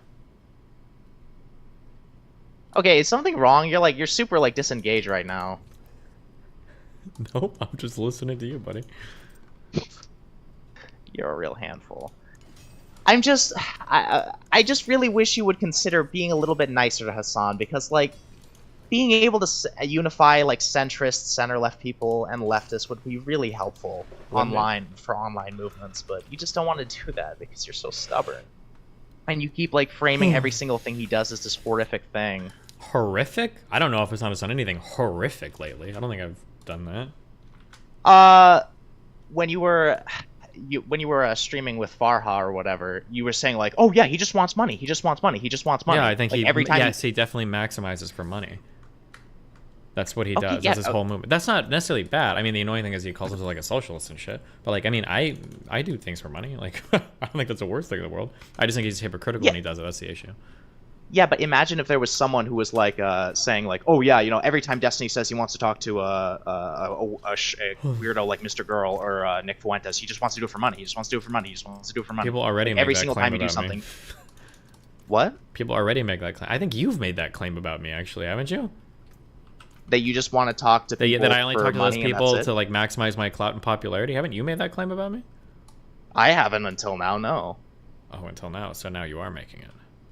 Well, yeah, to show you that like how obnoxious it is when you do that about Hassan, instantly doing whatever mental gymnastics you can to reframe every single thing he does as horrible, or like for greed or whatever. Sure. And like, and beyond that, Hassan also. What? True, that was Vegan Games. Yeah. Oh, okay. I don't know who that is, but whatever. You just. Uh-oh, hold on. You got a challenger. What? Who's this guy? Alright, let me put this on mute really quick. Okay, Awuga, one quick comment. There was recently a thread on the Reddit topics by Swedish Transsexual where the actual title is, "If a teenager kid comes out as trans to the school but not the parents, should the school tell the parents?" And the post was pretty 50-50, but some of the comments that were said in there were just outlandish. Some of the comments were as far as saying the parents' right should not matter. Fuck the parent rights, the kids' right matter. Some of the comments were the school should actually hand over the kid to a transition specialist without notifying the parent. To come here and pretend that this is not what other people are seeing as a normie is just ridiculous. I mean, I'm a parent, and some of the things you guys are saying makes me want to pass those laws, to be honest. Okay, so you're hyper fixating on like a small group of vocal people online who are terminally online. Like, I think if you actually went out and touched grass and talked to the average person, they would probably say like, "Oh yeah, you know, I don't think like something like that should be okay." But Absolutely. They're like just... So that's why we codified into laws, because it's not okay. You're right. Yeah, but conservatives aren't just trying to codify those stipulations of the law. They're trying to, like, in general, and make being trans illegal entirely. No, we're That's the exactly problem. codifying those laws. We're codifying the medical treatment of minors. It may be a little bit too extensive, because I do agree that if the parents are okay with it, then, well, get the kid over. But the parent has to be involved at all points. Yeah, okay. I'll say that. I'll concede that, like, they should be that we can pass legislation, I guess, to some extent, to make, like, trans surgery for minors to be illegal. But, like, to the stuff that, like, Ron DeSantis is passing in Florida and, like, in many other states currently, red states, like, it's a lot more strict than that. It's going past just minors, like, actually targeting trans people, and that's the problem. I think that for most people after the age of 18, they're okay with you doing whatever you want to your body. That's something that you can find middle ground on that across almost everybody that's not on the deep end of. I mean, of the conservative Republic. legislators are definitely doing a little bit more than that, though, right? I know you have to be more specific in terms of medical rights, more specific than what that not allowing over 18. And if they are, I will agree with you that they're going too far. I think that a 19-year-old and 18-year-old is more than capable to make his own decisions about his own bodies, whatever those decisions are. Under that, I'm sorry, no.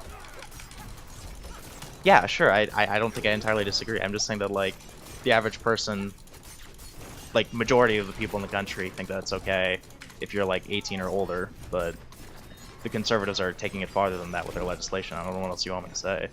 No, what I'm saying is that what you say is a vocal minority. I was surprised that 50% of the people on DGG actually agree with that extreme take. So it's not so little amount. It's not a little. It is a little amount. Okay, like, if you go out and touch grass and not look at just people who are terminally online, like in this guy's community, like, I promise you, most of them are gonna say, like, oh yeah, like, it's that's stupid. They will say that. Wow.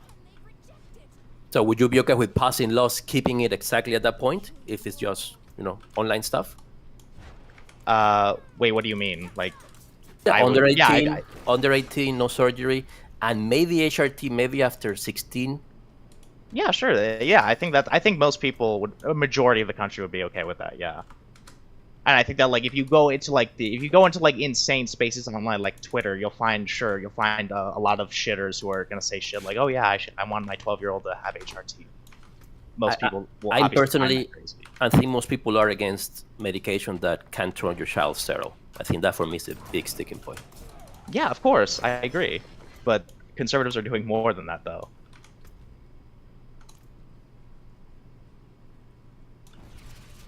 I mean, I don't know what more you want. I mean, if Yeah, someone's 18, then yes, we all have a problem with conservatives. Yeah, that's all. I agree. I'm not sure what the problem is. that. Okay, the laws in Florida are under 18. Do the law actually target 25? The applications, I believe the applications for a lot of these laws extend to, like, hold on, let me go to Florida, Florida LG. Because I do have a case in that my wife. The actually Don't Say had to Gay deal. bill, which I think had applications and implications that could make it so that way, like, you can't teach children even about stuff like, you can't even teach children about anything related to LGBT. Okay, but that has nothing to do with medical care, and I do agree with the law in that sense that that's something that shouldn't be in the purview of teachers. Hold on, Florida LGBT. And that also has nothing to do with adults. Also, Destiny, you have a very L tag with your R's in Spanish and English. English has one of the weakest R in the world. Who's got the strongest R? Here, this is Ricky in English, Ricky, and this is Ricky in Spanish. Okay, when Ricky. I say strong, I don't mean rolling. Rolling doesn't even count. That's not even like a real thing. It's a real okay? R. You have a No, weak that's like R. people that are having strokes when they talk and they want to do retarded R shit with con their R mouth. cigarro. Yeah, you don't need to do any Look of at that, that. okay? There's literally no point. You can just say it without rolling and it'd be the same word, okay? Spanish people do that Not the shit same word. because they contributed nothing to the world or nothing to history. We and they have needed the some two pretentious R's, the shit strong to sound and the cooler, weak R. okay, If than you anybody don't else, have- okay? Nobody cares. Stop disrespecting your mother. You're disrespecting her right now. She should have taught you how to pronounce your R. My mom was a proud slave owner, okay, on a Cuban plantation, all right? Hey, mine too. Well, my grandma probably. Based. Actually, most Cubans do come from like plantation owners. Not Apparently, like that's what all the people online tell me. So yeah. Is that where we can use the hard R online now? I hope so. Well, only towards the people we own, right? Okay, have you resolved your disputes? You guys done arguing with each other? I'm waiting for him to come up with that thing about the adults and the Florida. Awuga. Yeah. Okay. So Awuga I came up found. with the Uh-oh. Yeah, I found. At the I bookmarked this, so I'm glad I did. There was a bill passed in Florida, not the 6-week abortion ban, although that is pretty fucked up. There was a bill that was clearly passed with the intent to allow doctors to deny medical care in contexts where they can claim to have a moral objection to providing specific care. Like, this bill even explicitly that's mostly an abortion-related thing, not regarding trans. No, but the applications is that it can be applied to LGBT, like trans medical care as well, and that's Come on, that's not true because most doctors that apply those treatments agree with the treatment, so But it doesn't if apply they- to that specifically. The bill gives them the flexibility to deny it if they want to. So if there's a doctor who's like transphobic, they can just say, "Fuck you, no, I'm not going to give you the treatment," then you're fucked. Like Yes, but that has nothing to do with that. The same way that a doctor you're forcing a doctor to perform an abortion, the doctor can say no. The purpose of the that bill law is the bill is very clearly worded to allow medical care providers and payers to discriminate to the maximum extent allowed by any interpretation of the Equality Act. Got it. And that you seems took like a that pretty as an obvious offense. challenge. Correct, but you took that as an offense to the trans movement. Is that what you're saying? Yeah, it was absolutely. It is meant to allow flexibility to go against the trans movement. Actually, that's probably incorrect because the origins of that law probably goes back to a law that Bush passed at the federal level for providers of abortions. This is a Florida law that was Right, passed. I think the origins. That's not something new. The ability of medical providers to deny care based upon their religious belief, honestly held. That's something that's been on the book and is usually being applied on the context of abortion. So I will bet good money that in the context of Florida, that also applies to the abortion context, particularly because most doctors that perform trans surgery or trans medicine, in this case endocrinology, are pro-trans or are not against that movement or those therapies to begin with.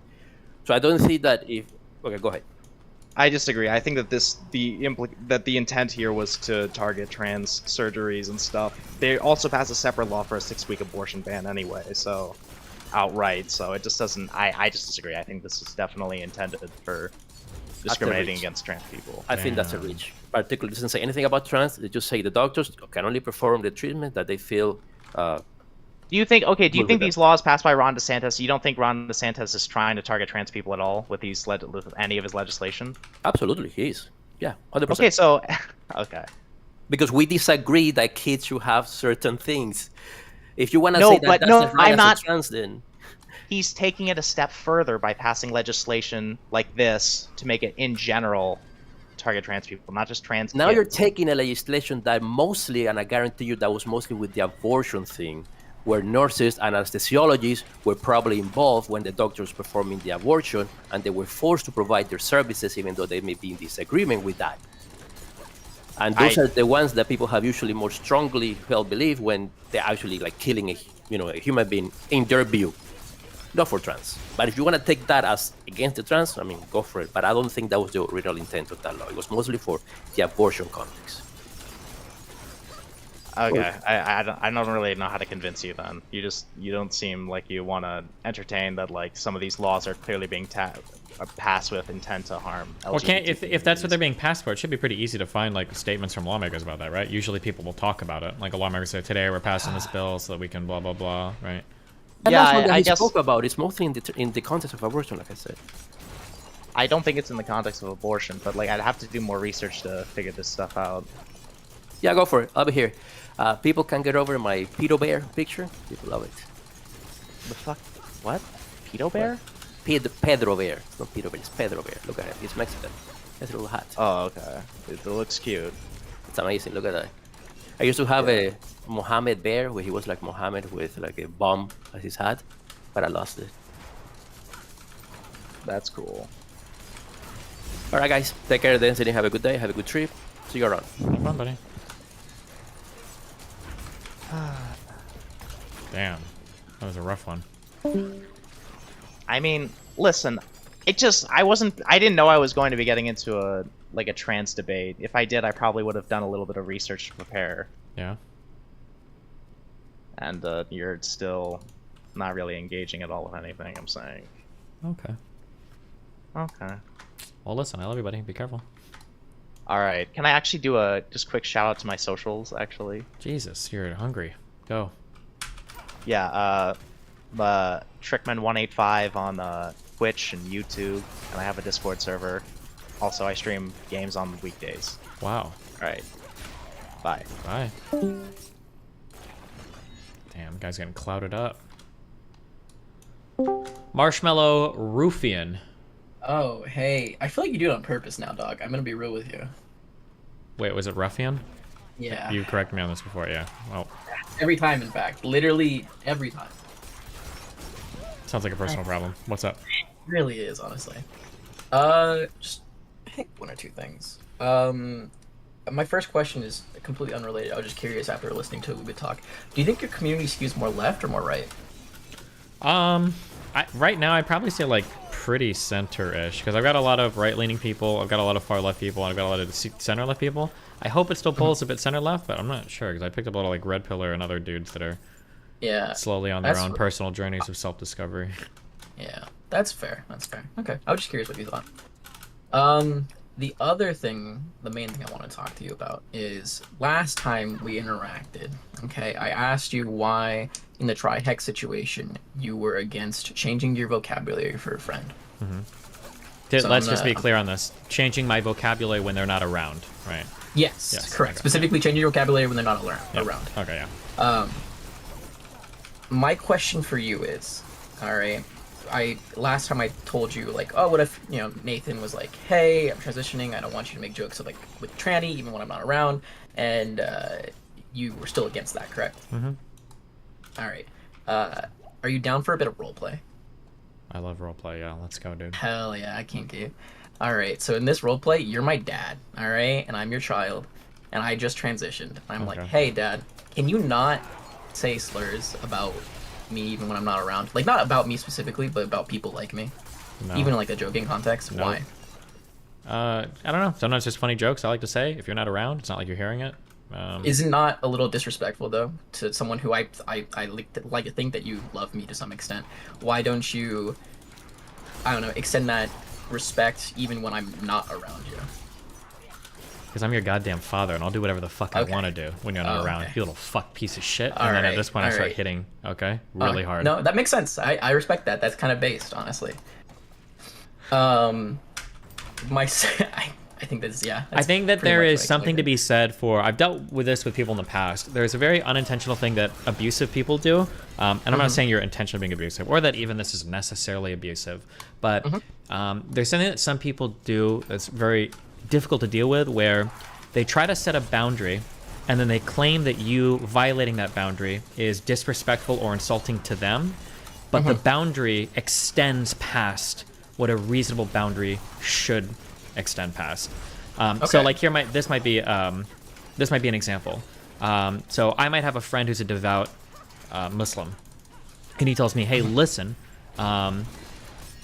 like, this stuff is really important to me. Can you please, like, don't eat pork? And I'm like, okay, sure. Like if we go out to eat or whatever, I won't order pork. That's fine. And he's like, no. Even when you're not around me, don't eat pork. And I'm like, okay, well, no. I'm like, I'll eat pork on my own time. Like, I don't necessarily agree with your values. And he's like, okay, well, that's disrespectful to me. So somebody's found a way to reach into a part of my life that I don't think that they're entitled access to. And then they found a way to control the behavior there. And if I don't acquiesce to their demands, then somehow I'm like being abusive or disrespectful. I think that in order to reach into somebody's like personal life like that, to extend your bubble that far in, you have to have a really, really, really compelling reason to do so, I would say. Okay. When you put it in that perspective, I think it makes a lot more sense to my mind why you were against it. Okay. My second question is, last time we talked about this specific thing, I said, why not lie? And you were very against lying in this scenario. Could I ask for your reasoning behind that? I think epistemically, I think lying is like the destruction of like every single thing that exists in society. Like every single thing that works socially in the animal kingdom and in human interaction, everything is built on some fundamental assumption of trust. Something that when I say something, it comports to some truth value, that I'm generally being honest, but that if these things start to erode in society, then everything falls apart. I don't know if I turn my key, if my engine is going to explode. I don't know if I cross the street, if somebody's not going to shove me into traffic. Like generally we hope that people are being honest in the ways that they communicate with us, and if we start saying that there's acceptable times to be dishonest without like an exceedingly rare circumstance or like a really really really good reason, so for instance like the Nazis knocking at your door asking if there are Jewish people in the basement or something, right? Yeah, there has to be a really really really really really good reason to compel people to lie, I think. Okay, my question is, would say being kind to other people, like treating them somewhat well, not also be like a fundamental aspect of that, or would that not be it could be, yeah, on the same level of life? No, it could be. Okay. So for instance, somebody says like, does this dress make me look fat? Like there might be a nice way to phrase that or something, yeah. But I don't know if lying to somebody about your speech is being kind to somebody. I think you have to be careful. There is a difference between being kind to somebody versus being like an appeaser to somebody. And I would argue that the latter can be worse than just being mean. Like having somebody say, I see this pop up like all the time in the sex subreddit, and it's really unfortunate. Guys will post things saying like, hey, I've got a 3-inch dick, is this a big problem? And everybody will respond, no, as long as you give really good head, nobody cares. Or girls will post, hey, I've got like 1 double D tit and I've got like 1 B cup. Are guys gonna think this is weird? And everybody's like, no, as long as you're naked, guys don't care. And when you gas people up like that, what's going to happen at some point is they're going to go into the real world and they're going to start running into people that are like, ooh, that's kind of weird, or ooh, I don't vibe with this. And they're not going to be ready for it emotionally because people have spent their whole time like appeasing them. So I don't think that just being kind to somebody is a good reason to lie, because in some ways that can cause like downstream problems. Harm. Yeah, expectations and things like that are not met in the future and they feel resentment or something like that. Okay, I guess to further this is, because in a prior conversation with actual Jake, the corn guy, you were arguing... there's a point of conversation where you're arguing for your right to be mean, and in our prior conversation you claimed that me arguing for like the right to lie was equivalent to arguing that pissing on the toilet seat is like a right in some ways. Can I ask why it's okay to just be like blatantly mean to people instead of being just like trying to be like as net neutral as possible? I think I already know your answer to this, but why is it okay to be mean to people? Yeah, why is it okay to argue for the right to be mean to people? I don't know if being mean is like necessarily like morally wrong. So I think like mean would just kind of like start off as like a neutral thing, and then you'd have to argue for like why it's like it should be like immoral or something. Yeah. Okay. I mean, I think I figured your argument would be something along the lines of being mean to an individual is probably not good off the rip. Like you probably shouldn't just be mean to somebody for no reason. But from your argument with him, your main contingency was like, I am mean to people who start being either completely irrational and absurd or start being mean to me first, which I think is fine as well. Oh, sure. That was generally my, yeah. Then, yeah, I think that's it. Thank you for answering that. That was a lot better conclusion when I'm fucking able to articulate my thoughts a lot better than when I'm dying of illness. Oh, well, how was your illness? Constitution is my dump stat, so I'm constantly sick and dying, unfortunately. What, maybe you have AIDS? Listen, hey, I've been tested, alright? And I did not. You got tested for AIDS? Yeah. Jesus. Listen, when, they're the things that, like, clot your blood. I can't remember what they are. Not the platelets? Yeah, my platelets. I think it's that, yeah. They were, dropping. They dropped from, like, 150 down to 40 per milliliter of blood, I think is what it was. My doctor was like, yeah, I don't know, so they just tested me for everything, including AIDS, to see what the problem was, but it is what it is, you know? Okay. Life. I also wanted to say before I go, thank you DGG for sending me a lot of like messages and stuff and like videos about when I was in here last for the whole like thought processes thing and finding out like what thoughts are your own. So I really appreciate that, guys. All right. Well, hope you have a wonderful rest of your day, Destiny. Nice. Have fun. Be careful. Bro, I've got the same thing. It's called ITP. You should only get that checked.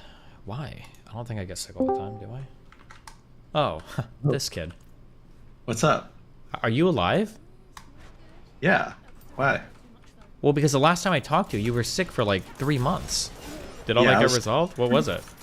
I don't know. I went to a pulmonologist and like they're like, you probably have asthma, but I don't know. But I had a chronic cough for like 3-4 months. And it's gone now? Yeah, I'm pretty good now. Did you get vaccinated? Yeah. Oh my god, what like if it was the triple vax? Oh, what if that's what caused it? Well, I was like a vax probably like 6 months before that, so. probably Oh, nothing, yeah, right? it took a while for it to manifest. Okay. But okay, what's up? Is there any fun like hobbies that liberals have? Because conservatives, they got all the fun shit, right? They got like guns. Yeah, guns, off-roading and ATVs, swimming and jet ski stuff. Fishing. Yeah, I'm trying to think of, like, it feels like every fun thing I've done is usually with, like, conservative people. Liberals must have some fun things. Yeah, it sounds like D&D. That's one, but like Jesus Christ, is that really? We're putting D&D up against all these like crazy fun conservative activities. We gotta have more chill on the Democratic side. You know what I mean? Oh, people said drugs, but conservatives do drugs. Liberals just tend to do like more left-leaning drugs. Conservatives all do Also, like, cocaine. how's that optically? Like, conservatives are out there doing fun physical activities. Liberals are inside doing drugs. Come on. Yeah, we gotta do better conservatives than don't that. usually brag about or aren't open about all their cocaine use, so it's a little different. Left-leaning drugs? Yeah, left-leaning drugs are like psychedelics. That sounds like if some dude comes up to you and is like, yeah, I like mushrooms and LSD. That's not a guy that voted for Trump, ever. Okay? That dude never voted. Nobody's like, I just fucking hit my breakthrough DMT trip last night and I'm gonna go fucking vote for DeSantis, okay? Those people do not exist, all right? Fuck out of here. Conservative Come on, drugs dude, are you like see things anything? like fucking like Xanax, cocaine, Adderall. Those are the conservative drugs. Actually, those are all prescription drug people tend to sit together. I don't know if all prescription drug people are conservatives, but I feel like there's probably, we should do a poll to figure out, like, I bet that tracks like the types of drugs people do with who they vote for. That'd be an interesting poll, but yeah. impossible to do in the US. Maybe. What's up? No, I'm just trying to think, like, does the Democratic Party just have no chill? Like, if you ever associate with other people in public as a Democrat, are you ever having fun, or are you just trying to, like, prevent the world from ending? Isn't it all just like struggle sessions? Like you just talk about how horrible everything is and feel bad about everything. And have you ever heard of the phrase locus of control? Nope. Something I read Explain recently some. that was interesting had to do with the idea that one of the reasons why liberals might be so much more worse off, like psychologically, than conservatives is where the locus of control is. So when you're talking to conservatives, or like in red pill spaces or whatever, like conservatives always have maximal control over their lives. You can do anything, you can figure it out, it's all up to you, etc., etc. Whereas liberals, or especially progressives, seem to be very fixated on moving that locus of control external to yourself. So, like, society's bad because of white supremacy, because of Western colonialism, because of systemic injustice, and that the more external that locus of control is, the more hopeless you kind of feel in general about life. I don't know if that's true or not, but it was an interesting, I think it tracks a little bit, or it makes sense to me, at least mechanically, how that would work. But I think that makes sense. Which is why, I don't know. That's why center left feels just so much better, because you get to have aspects of that stuff while also not ignoring the realities that affect other people. Yeah. It's kind of like the macro versus like micro. Like micro, you have to do whatever you can to get ahead, but macro, obviously there are problems with the system, right? yeah, people have a really, really, really, really, really hard time dealing with that. I had to explain that on that Chris Williamson show I did. And then people always like call me out all the time for being a hypocrite on it, because it's hard to make people understand that's like, if I'm giving somebody individual advice, like it's going to be the most right-leaning advice you've ever heard in your life. If I'm talking policy, it's going to be very, very left-leaning. But like people just can't reconcile those two positions in their head. But yeah, that makes sense. But like, Jesus Christ, is there anything fun and cool about being a Democrat besides being right? I don't know, dude. Oh, someone said rock climbing, surfing, hiking, snowboarding, and skateboarding. Skating and skateboarding and shit tend to be like pretty left-leaning, yeah? Yeah, those are pretty good. But like, I don't know if those are super accessible. What? Anyone can shoot a gun. Not everyone can surf. Wait. It's cheaper and easier to learn how to skate than it is to shoot guns, probably. I don't know. Maybe. That might be true. I've always tried skateboarding. I just suck shit at it. Well, I'm not necessarily even saying skateboarding, but like roller skating is pretty accessible, yeah? Oh yeah, that was a fun one. That's always a fun one. Yeah. But I don't know if that counts. You know, you can't really build a... Can you? Maybe I'm wrong. Can you build a community around roller skating? Yeah. Wait. Okay, I don't know if my age is showing here. But when I was a kid, the thing that you did on weekends was you went to the, what was it called? Like fucking Funplex and shit? Yeah, you go to rinks. Roller rinks? I think. And you would just like skate around in like on the rink like for 4 or 5 hours with friends and shit. Yeah, we did that when we were kids though. But like, I don't know if that's a hobby that continues into adulthood. Probably not. Me, Abba, Brittany, and Melina went, and it was mainly kids there, so. But like, you can also rollerblade and roller skate in real life too. Like, you don't have to be at a rink, I think, right? Yeah, like you can like do like the California. There's that huge beach that you just go up and down on roller skates. Uh-huh. But like again, like, can you really build a community around that? I don't know. I mean, if you can build a community around shooting guns, you should be able to build a community around skating, sure. Well, there's lots of different guns. You can talk about, I shot this gun at this thing. Like, I don't know. I feel like conservatives are way better at making... Yeah, like, you can, like, insert Conservatives tend to be better at community building or community whatever because they tend to be more community-oriented, right? Like, they tend to live in smaller areas. They tend to know their neighbors. Liberals tend to live in cities where a lot of people don't even know who lives next door to them. You can live in an apartment for 2 years and never know your neighbor. Yeah, that's fucking crazy, though. Yeah, conservative life is organized in a way that tends to be more communal than liberals, I think. Do you think that's just a regional thing, or do you think that's ubiquitous? A downstream thing of like ideology? They probably like feed into each other. Like conservatives tend to live in rural areas, liberals tend to live in city areas. Like, how do you like fix that problem, or do you even try to fix that problem? I don't know if it is a problem. Maybe, who knows? It's hard to say. You just have to, get people to go do things more. I don't know.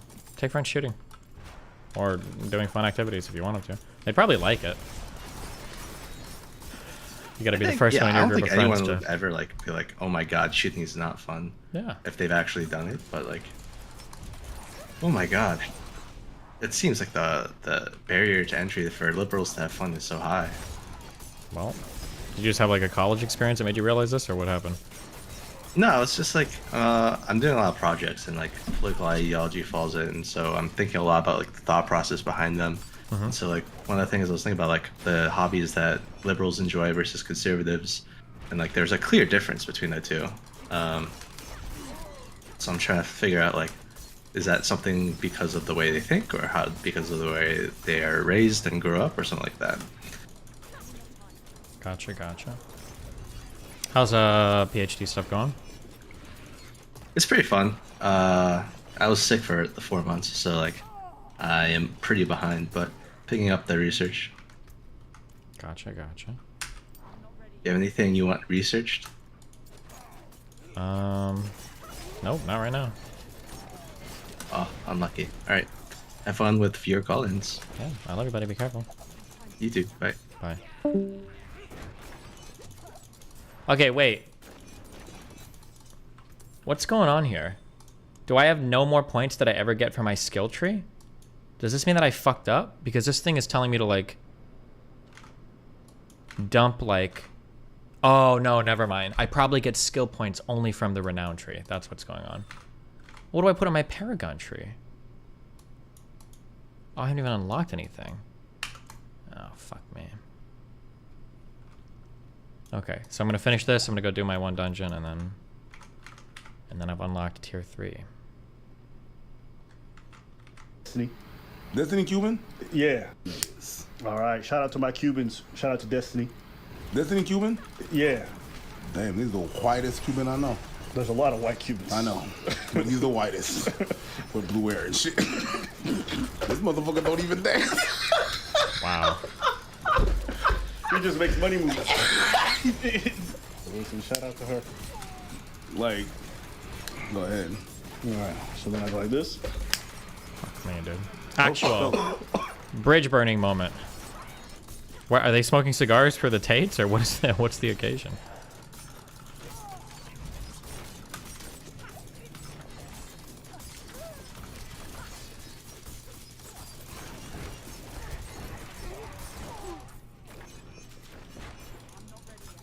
Oh, Preach is 40 now. Damn.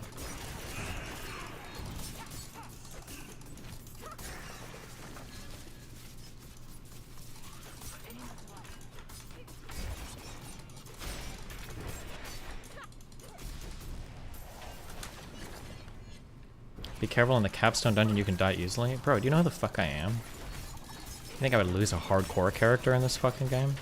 Let's get real.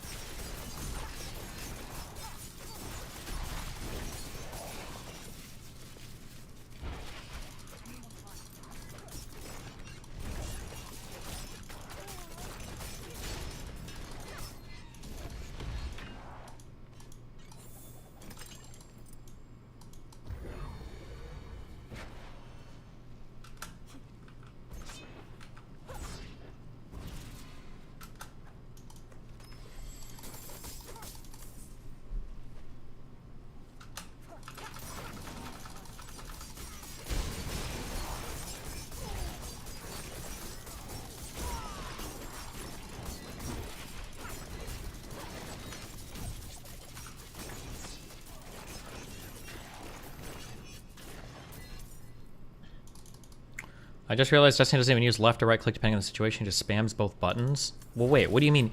What is the situation to use left click on normal enemies? You're only doing it for energy, and sometimes if you want to proc a vulnerability on them. Otherwise, yeah, you're basically just right clicking everybody. Why the fuck would I... And then you left click every now and then to get like a vulnerability. K-Cap, link your character right now. Link your character. What are you sitting here like, okay, get close, left click for vulnerability? Okay, right click, I'm out, go out, left click, left, build energy, zoom in, right click, right click. Like, come on. No, come in, right click, zoom around. There we go. Get a little bit of right clicks here, a little bit of left clicks over here, some right clicks, some left clicks. There you go.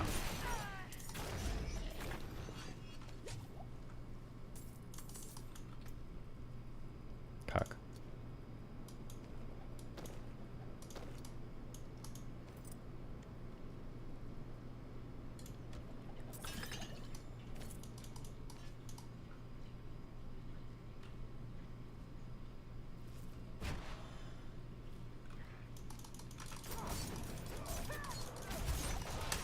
That's not what you're doing. You're spamming left click and right click constantly. Yeah, sure. I mix in a little vulnerability, a little bit of daggers. Yeah. Sometimes I'll even hit the people with the purple thing over them, like this guy here.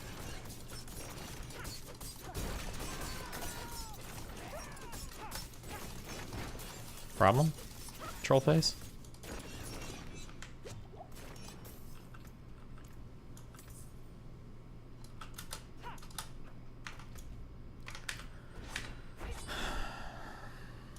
Are you not using combo points?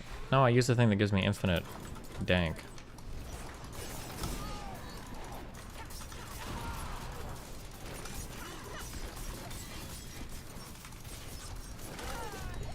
This thing.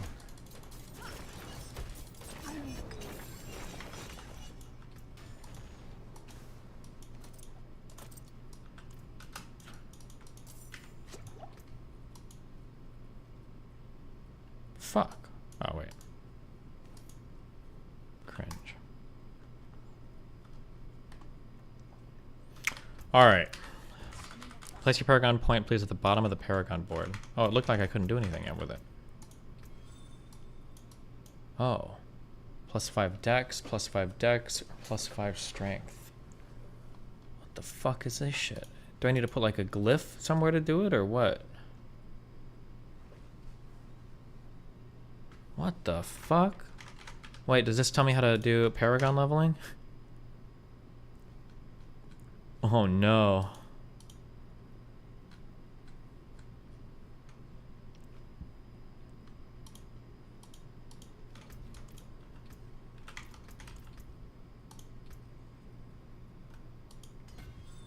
Fuck! Is that the one I wanted? Can I, and then I can just put whatever?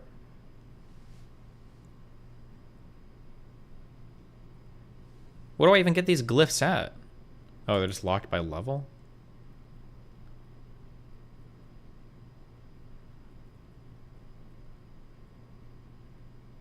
5 int. Oh, Dex. Wait, this doesn't even do anything.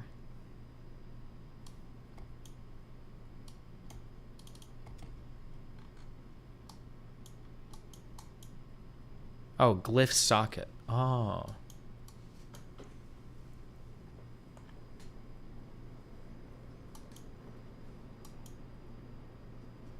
You can buy them in the Paragon tree.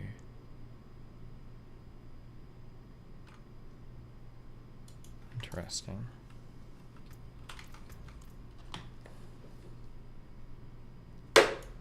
One second.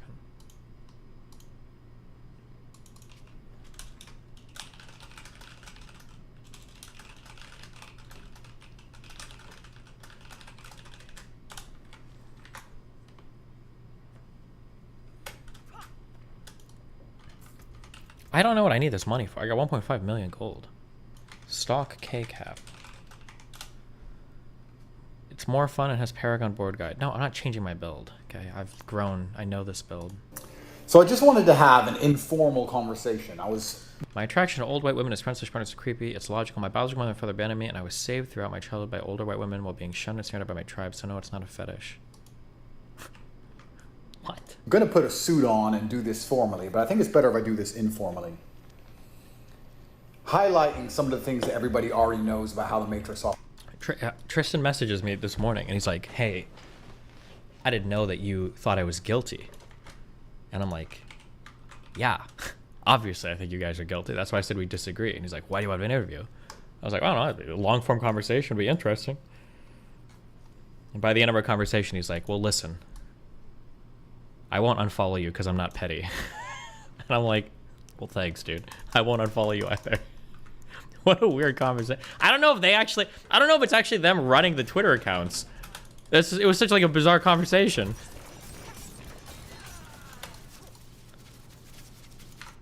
Operates and what they're trying to do to me and what I believe is going to happen next.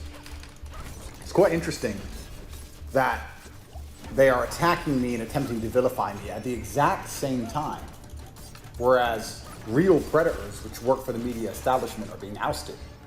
So it's really interesting to do a juxtaposition and do a comparison, right, between how they will treat Philip Schofield, who is confirmed as a groomer, who is admitting he has committed sexual crimes, and how they'll treat me, a man with no convictions and no admission of sexual crimes.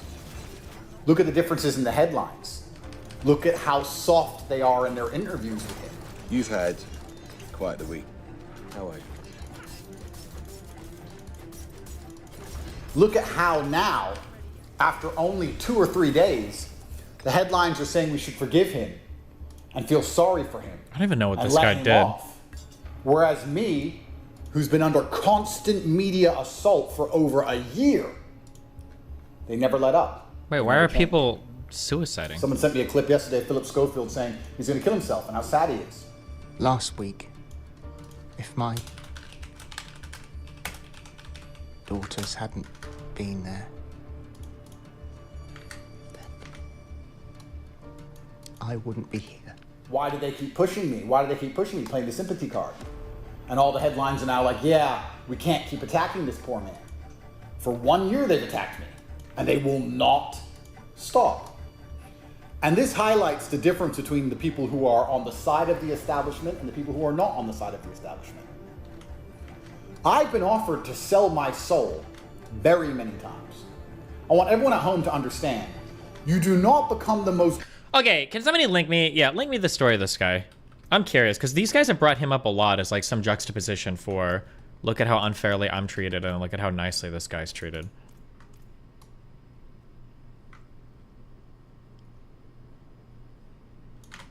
What's this guy's name? Philip Schofield? Or Schofield? This guy?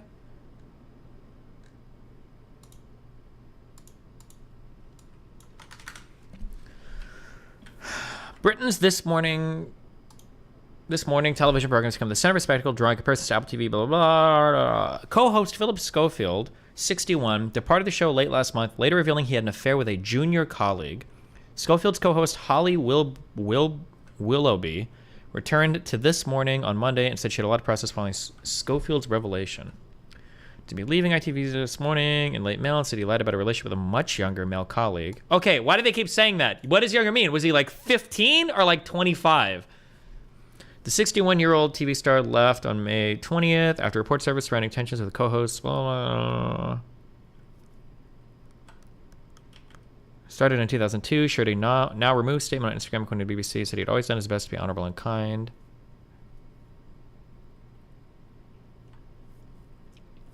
He said he had an affair, which he said was consensual. He said in a statement that the move was unwise but not illegal, contrary to speculation. When I met the man, when he was a teenager, was asking him. It's only after he started to work on the show that it became more than just a friendship.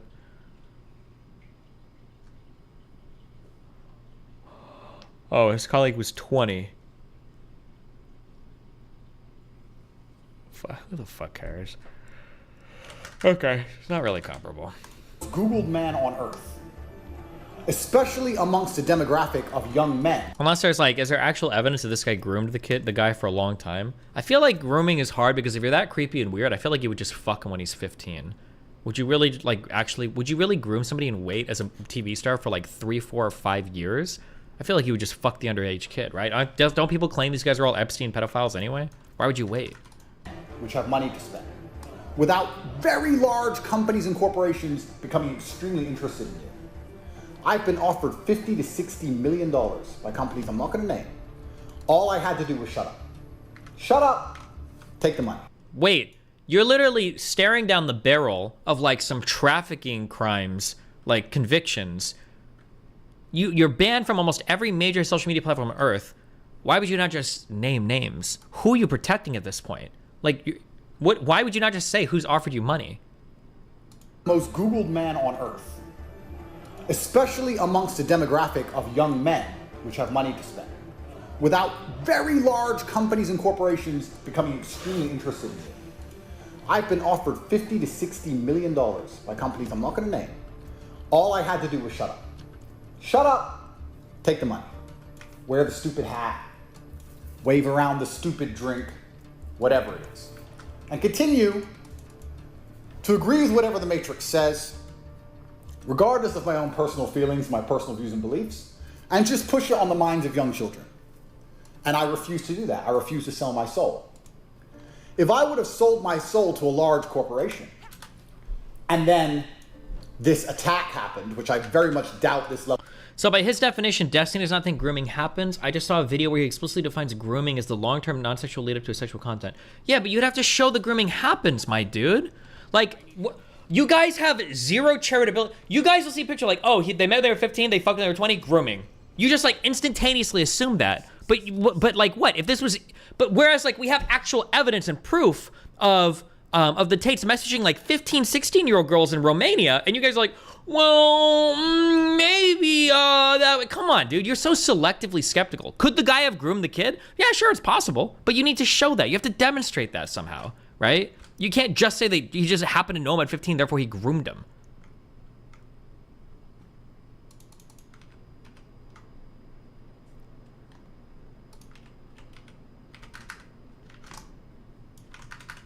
Level of Matrix attack would have even happened to me. But if it did, then this large corporation would speak to the media, and the media would be treating me like they treat Philip Schofield. They wouldn't be treating me as an enemy, they would treat me as an ally. All I had to do was sell my soul, and I refused.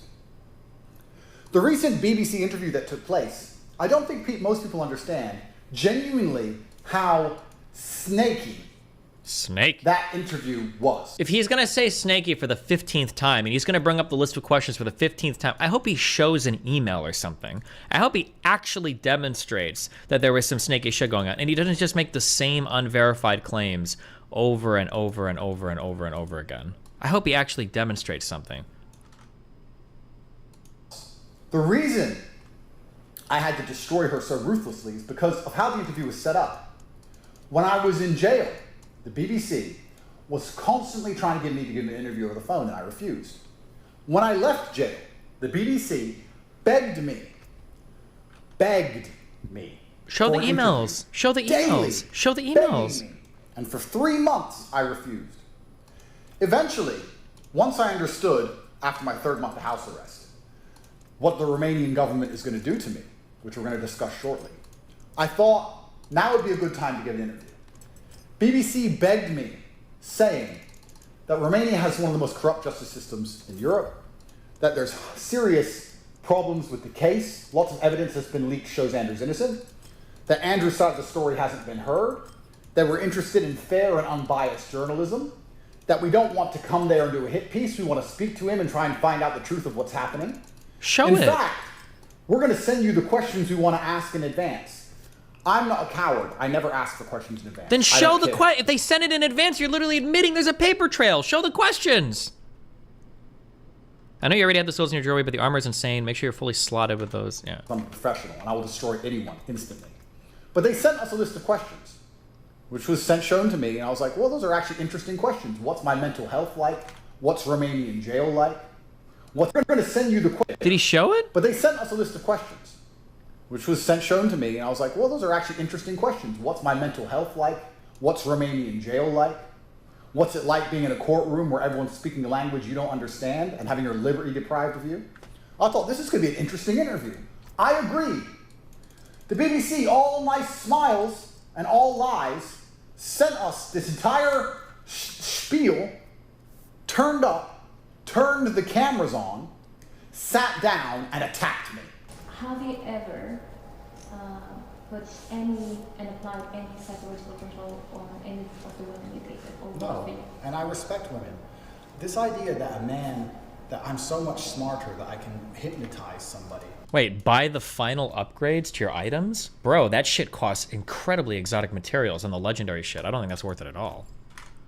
I think it's an extremely misogynistic idea. I think your idea is misogynistic to believe that women don't have their own free thoughts and free minds. They attempted to sucker punch me. They attempted to shake my hand and knock me out with a sucker punch once the cameras were on, to hit me when I was off guard.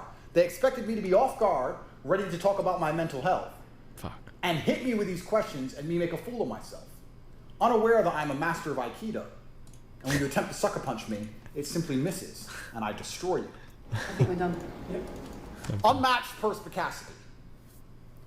Just because I'm the best there's ever been, and me, with my quick thinking and nearly incomparable wit, can sit and destroy a professional reporter and her entire research team's preparation, just because I make that look easy, doesn't mean I should be forced to succumb to these unfortunate circumstances.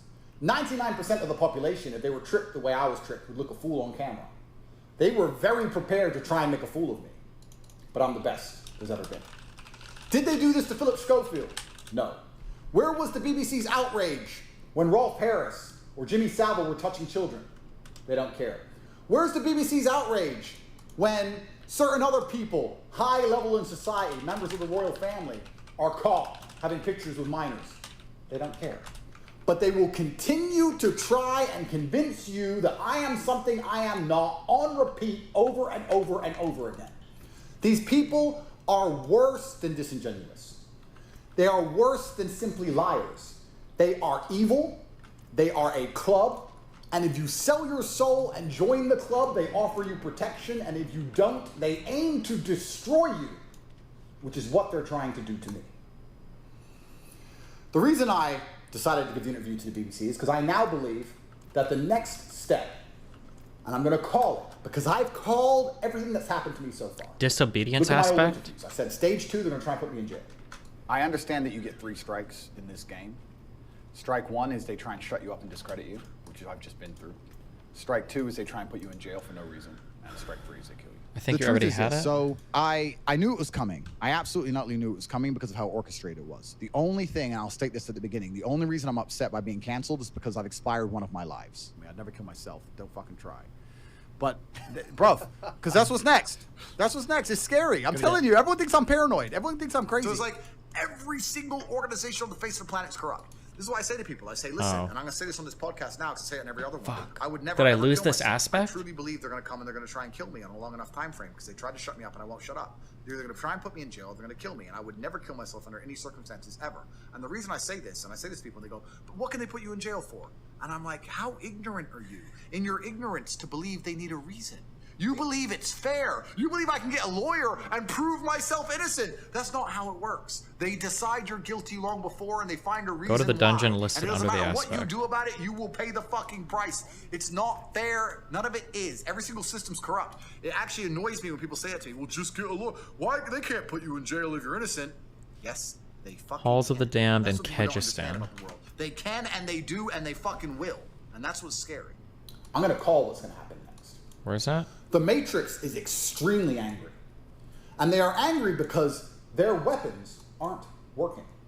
I remain unfazed. This is the first time in history someone who was canceled became more popular than before. This is the first time in history where a full broadside Near of Rima? media lies for over a Rima year Dick? Well, I across every single outlet that they control has failed. Nobody. You get a pin if you click on it in your collections Nobody. tab. So now what do they do? Well, I believe the UK is going to try and raise charges against me. Don't know what for. I've done nothing wrong. Something's going to appear from nowhere. In fact, I will say that I have some very high-level friends and some whistleblowers who are confirming exactly that to me. They've looked at me and thought, we have to get this guy. What's he done? Nothing. Find Collections something. tab is the Y. Who cares? Get some papers, move some papers around, get a judge who'll stamp them, and put him in jail. It doesn't matter that I've done nothing wrong. I also want to say that I believe the Romanian government is going to charge me. They're not going to charge me because they have any evidence, and they're not going to charge me because I'm guilty of anything. They're going to charge me because after a 14-month investigation, 6 months of arrest, which is the maximum they can possibly give me without charge, I don't think they can just drop this. Imagine they just drop this tomorrow. Oh, we made it all up. Imagine that. What choice do they have but to charge me? If they charge me, I have to go to trial. Now, of course, I still believe in Romanian justice. I really, truly believe that even with Romanian justice systems or matrix-controlled justice systems, I will be found innocent. Because I know the case file, I know what's in it. But that's going to take years. They're going to waste 1.5 to 2 years of my life, make me go to trial. Then when I'm found not guilty, it's been years. Who cares, right? Distance from event. If they drop it now, it's the biggest story in the world. They can't drop it. They're going to charge me. They're not going to charge me because I've done anything wrong. They're going to charge me because that's how the Matrix works. Unfortunately, I'm The music is on there. I thought it was Diablo music. up against an enemy which I can't really, truly beat. I can't beat them. All I can do is continue to discredit them to the point where nobody believes them anymore. And I cannot do that without having perspicacious, intelligent people at home who are analyzing the situation and truly understand what is happening to me. If I have to martyr myself, if I have to some degree sacrifice my liberty and the quality of my life to highlight how the Matrix operates, how the legal system and the media work hand in hand to try and convince the populace somebody is guilty before a judge says they are guilty because they have pre-decided to say this person is guilty because of his wrong think. If I have to sacrifice myself to do those things, then I guess at least my imprisonment is a noble one. And I'm a man. And although Romanian jail is as close to hell as you can find on planet Earth, if I have to suffer it, I will do that because I will not sell my soul. The point of this video is only to highlight and make clear the differences in how the people inside of the club are treated against versus the people who are outside of the club. And also for me to predict the future for everyone to understand. When new charges come, when new countries attempt to attack me, when the Matrix unrelentingly continues to print lies about me and try to convince the world that I am a bad person, I hope it does nothing else but show the world that I am a good person. These people are liars. The people they tell you are good are not good. The people they tell you are bad are the good ones. Do not believe a word that they say. All in all, my predictions to the future are not certain. My future is certainly not certain. Whether I'll continue to breathe or continue to be free, nobody knows. But the one thing I can guarantee to absolutely everybody at home and anybody who believes in me and my message, and anybody who listens to me speak. I will never sell my soul, I will never be controlled, and I will never lie.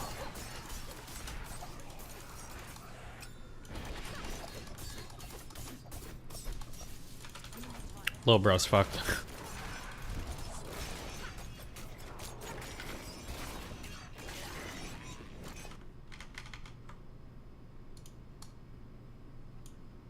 Destroy the idol of the overseer. What the fuck is this dungeon? Hello?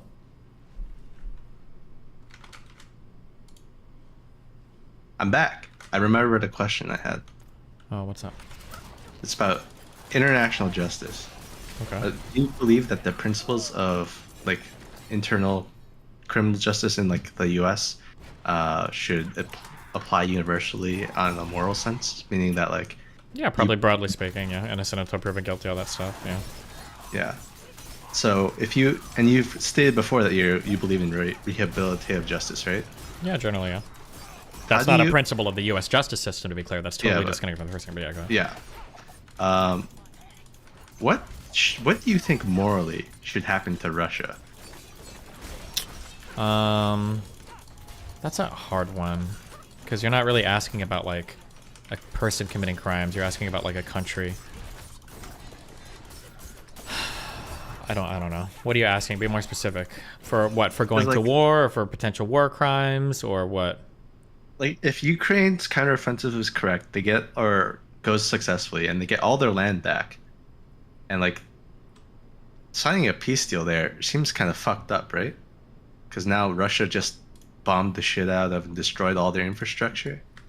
Well, I don't know if they bombed the shit out of and destroyed all their infrastructure, but I mean, like, they've done damage, but like their dams, they're blowing up, their roads, they're blowing up, their bridges, they're blowing up, things like that. So like, calling it like even once they're back to the line doesn't really make any moral sense, does it? Probably not, but I mean, it's war. What do you suggest as the alternative? I'm not sure. I'm just trying to figure out like what would be the right thing to happen to Russia. What should be the terms of peace that are moral and just? Maybe sanctions, maybe reparations, and then that's probably about all you can do, right? That's what I'm thinking. Because you can't like take land from Russia. They have nukes, obviously.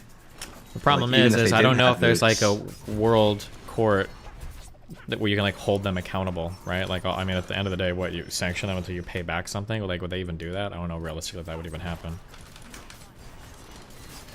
And if Russia doesn't budge on, they're like, no, we won't sign peace and pay reparations back. What do you do then?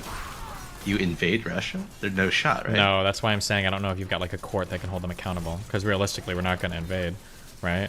I mean, like the Korean War technically is like still ongoing too, right? Yeah. There's no way to like end it. You can't say like, oh well, we're gonna. I mean, what are you gonna do? Close their Wells Fargo bank account? Like, I mean, like.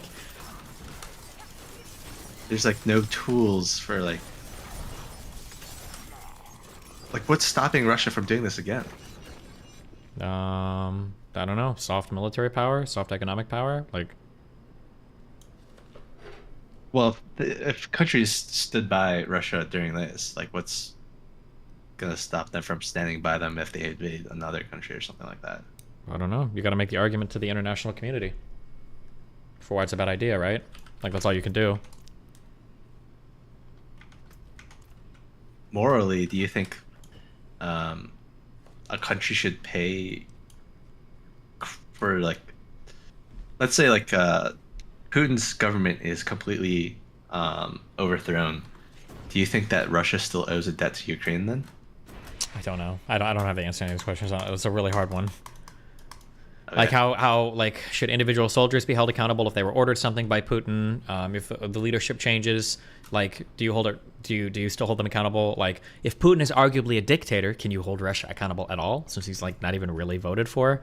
But I mean, like I don't know. It's all like really difficult. I don't have like a good answer to any of those. Somebody that studies international politics or relations or poli-sci would probably have a better. Yeah, I don't even know where to start on that. Okay, I was just curious if you had an opinion on that because I've been trying to think about that too. I was like, what do you, if you're Ukraine, like, what are the terms of peace that are acceptable to you and your people at this point? Well, I'm sure they would probably be happy with their land back if they got everything back. Like if they got Crimea back, and then the war was over, I think I think they'd probably be happy, considering they haven't had Crimea for what, like fucking 10 years almost. That's true. I mean, you get that seems fucking crazy. You have to. So many people die over getting your land back that was already yours. Well, I mean, look at the end of World War II. I'm not saying like war isn't always like. Yeah, but I mean, I'm saying like at the end of there's World no War way II, nobody got held war ends accountable, well, right? Yeah. But like people I'm just seem to be saying, okay with that. Like you just kept going, right? That's all you can do. It feels wrong, doesn't it? No, I mean international shit is complicated. Like I don't know if it's as easy as treating it like an individual that does something wrong. Like it's you're so many layers of abstraction removed from individual agents, and there's a lot of competing like like that's a hard thing too. There's a lot of competing moral systems, and honestly, the biggest issue. I had an international guy that emailed me this once, international studies or whatever, that was really upset. I'm not gonna be able to summarize his arguments very well because I'm just not well studied in this area, but some guy emailed me and he said that I should spend more time studying international law because one of the biggest things that triggered this guy was when people like Kyle Kalinske or people on the right or the left say things like Bush should be tried for war crimes, Obama should be tried for war crimes.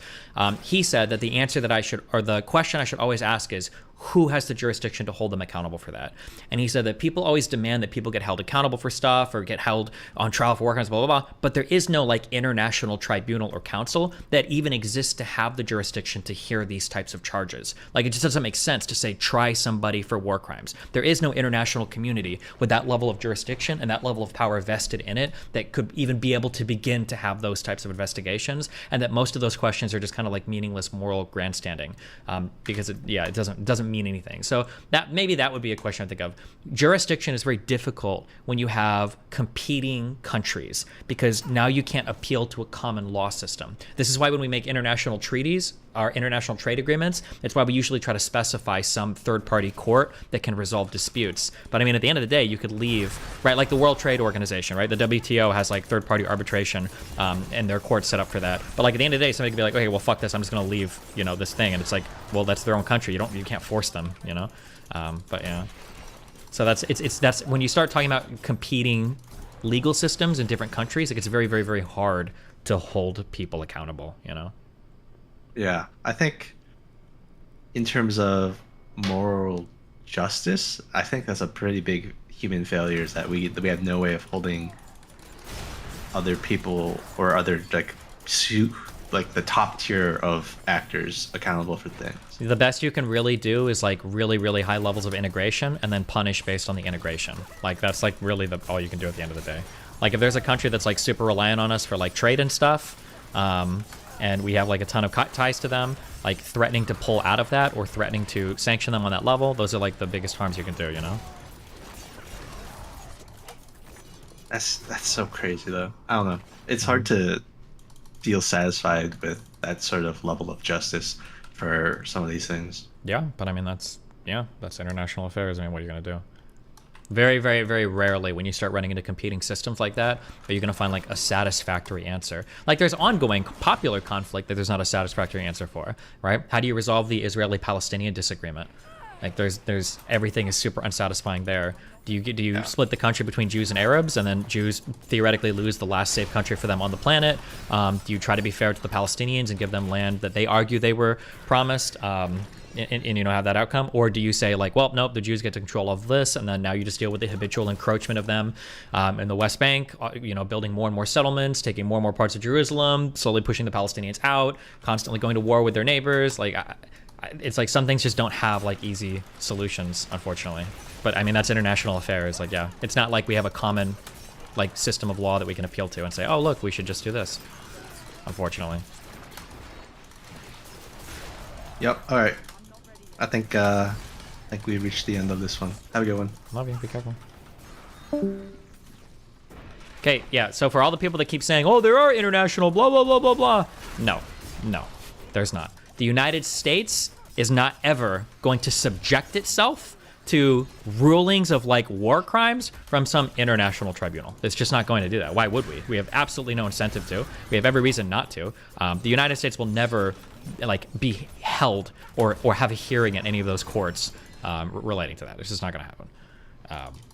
Yeah.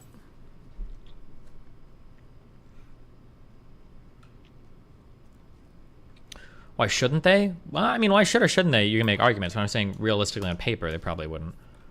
Wouldn't Russia have an incentive though? I don't know. It depends on how heavily sanctioned they are. We've like sanctioned the fuck out of Russia in a lot of different ways. At some point, you're going to lose the ability to to sanction anything else.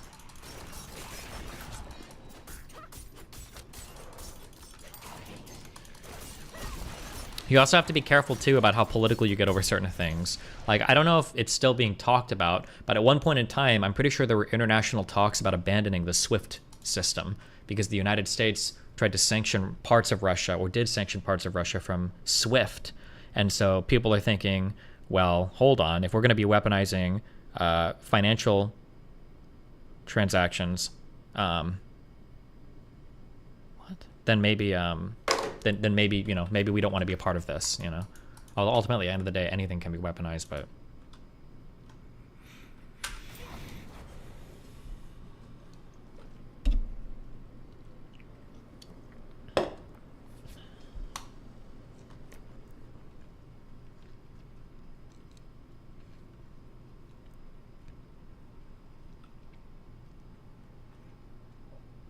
you asked for there's such an institution, and there is, but and like any institution, as long as other countries support it, the U.S. is not. So they're yeah. But I'm saying like you could hold like you could hold states accountable in the United States because ultimately they answer to the federal government, and they don't have the power to resist. They don't have the political will to resist, right? Like yeah.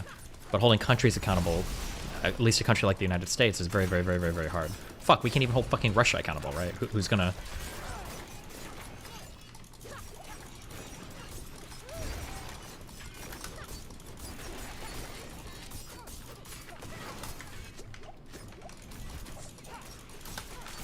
I wonder if I can find that email. I'll look after.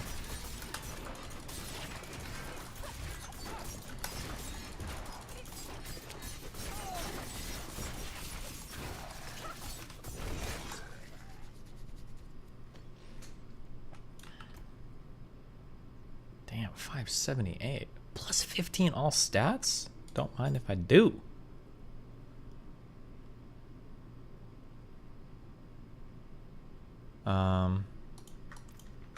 This dude suicided during his trial. Damn.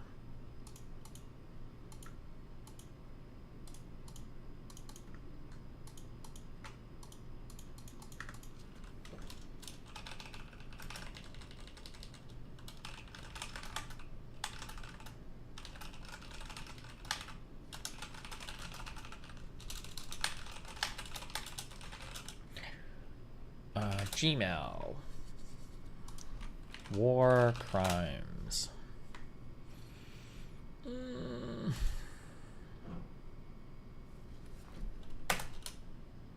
Jurisdiction. Fuck, I'm trying to think of what this guy... Fuck, I'm not gonna be able to find that email. What did he say?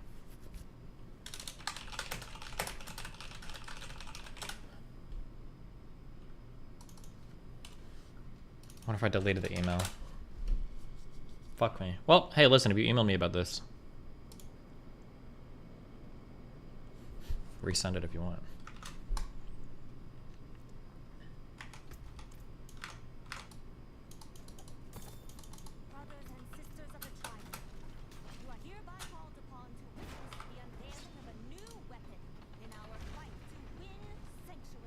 When you bought your first house, what made you choose that over continuing rent? At the time, I think it was the Obama administration was giving like insane kickbacks to first-time home buyers. I want to say at that point it was an $8,000 tax credit for a first-time home buyer, I think. It was too good to pass up. I think it was an $8,000 refundable tax credit, too. Like...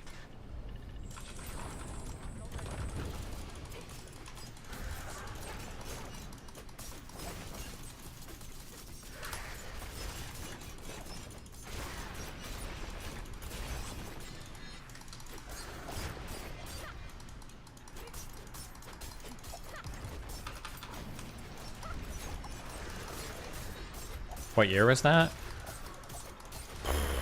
What year did me and Rachel buy our first house? I want to say 2009?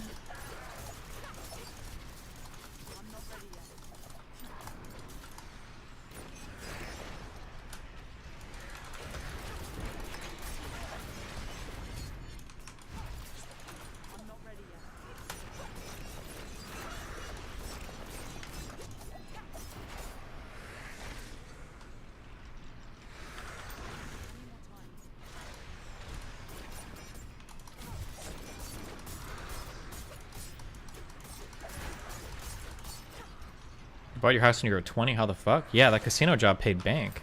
Keep in mind, though, I lived in Nebraska. So my first house was, I want to say, $115,000.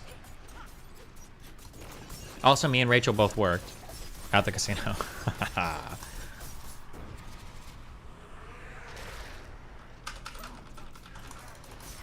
Actually, in the second house I bought, that I own now, that Rachel and Nathan live in, that house was, I think, $150,000. So I never really spent too much on real estate.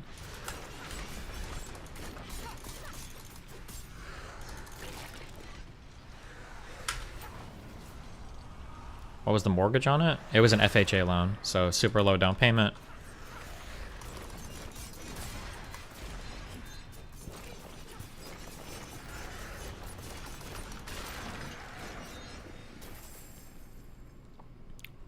What is your house worth now? I think the one I bought for $250,000, or no, I'm sorry. Oh my God, what's my address? Oh, I know my address. Oh. Now the Zestimate on it for Zillow says 270. I think I owe like 100,000 or something on it. I'll probably pay that out this year. I don't know.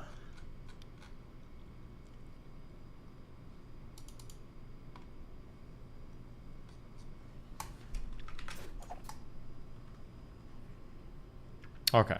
Completed? Did I complete this dungeon? Wait, fuck. What's the thing that tells me if I completed it? It must be done.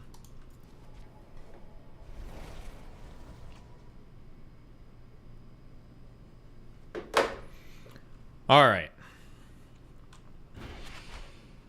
Yeah, it's done.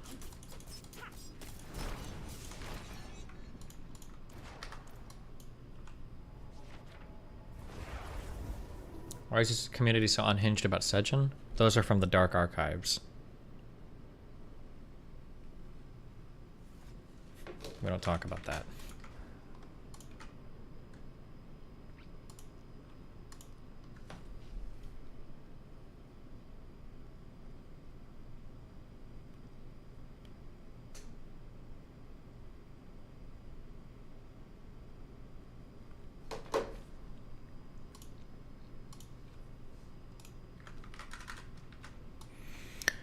Okay. Do I have time to do this? Yeah, we should. Okay. I'm gonna go in.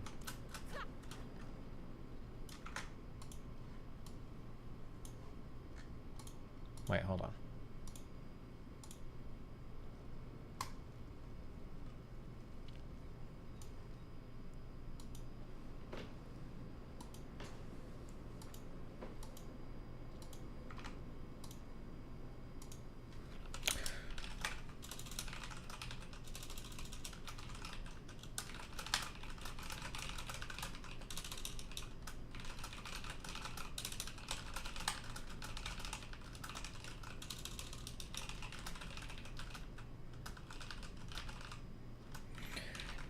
Chatting.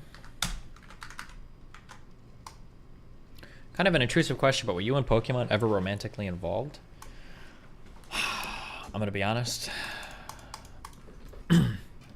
You're cringe. My policy, as I've stated a million times, to reiterate, is I never, ever, ever answer in the affirmative or the negative on any question like that, because if you ask me like 20 questions where I say yes or no, eventually you can figure out who I am or who I'm not. So chill. Don't be cringe. Don't be weird.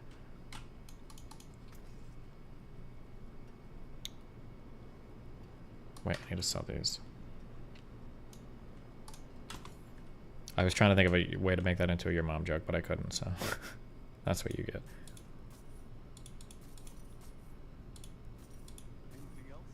Shut up. Anything else?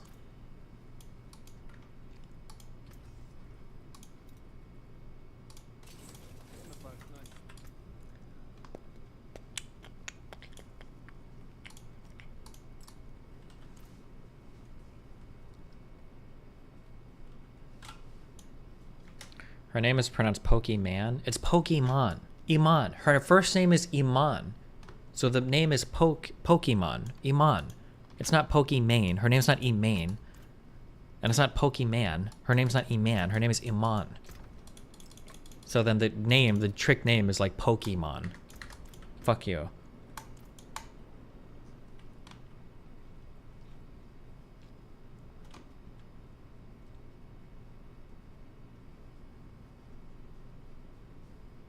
Okay, okay, okay. Hold on. Fuck. What time is it? Oh, 5. Okay, okay.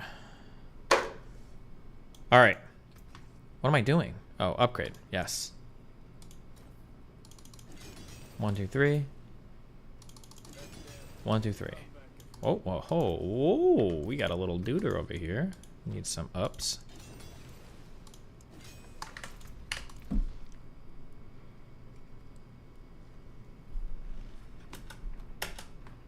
Okay.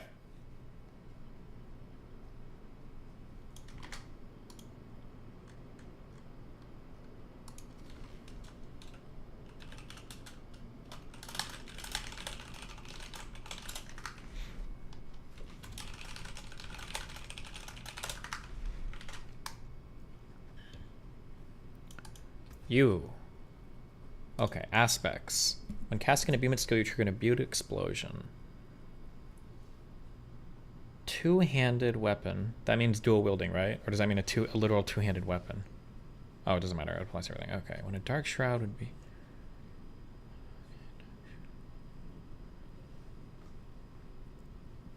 Okay. I want to enchant. No. I want to imprint. Defense. This. Okay. Increased armor stacking up to 25%. On my amulet, it'll stack up to 37%. Wait, for imprints, is it always like the shittiest type you can get? Can you ever increase the default imprinting ability, or?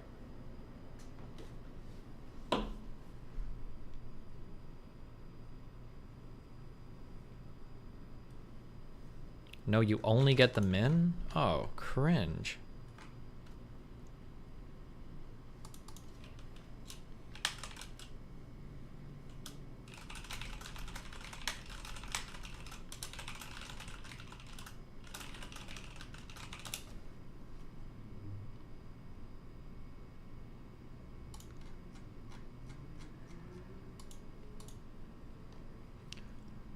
Lots of people collect legendaries and stash them for later for imprints. Yeah, it makes sense.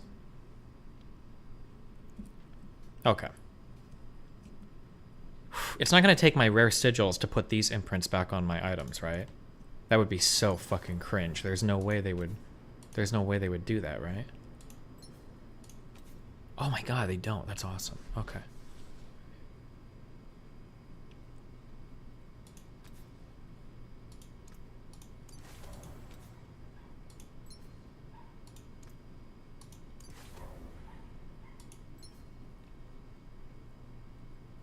Wait, did I just fuck up? Should I put something? No, never mind. We're fine. Okay.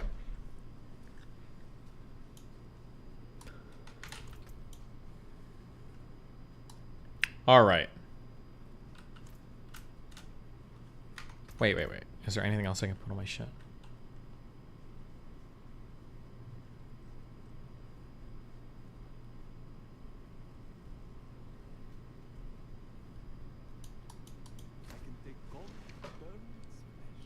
Gems. Making more sockets is so expensive. It requires like a rare material that I have like almost nothing of.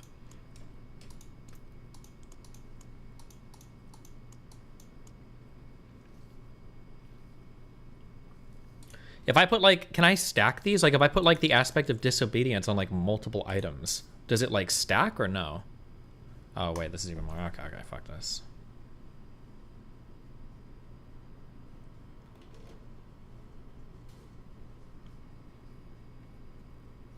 Get blade dancers? I already have that here. Wait. Did I imprint over my thing? Or is it on something else?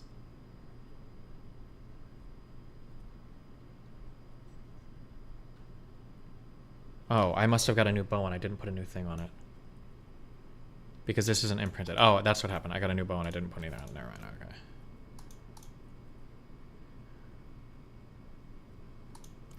Okay.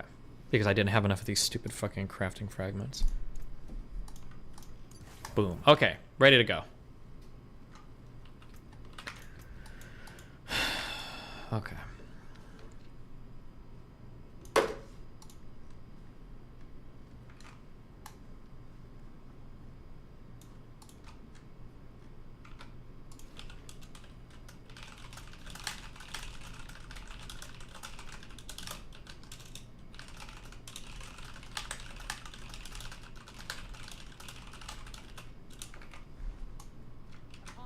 Please get the old skulls out of your ring and Ami. How do you know they're old skulls? Can you tell? I died so many times in softcore and the capstone. Wait, really? You think you're saying I can die here?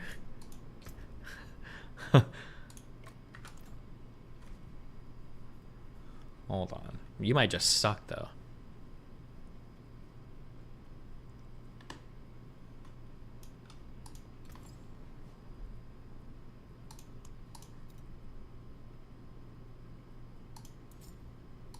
No, they were both the same types of skulls, you fucking loser.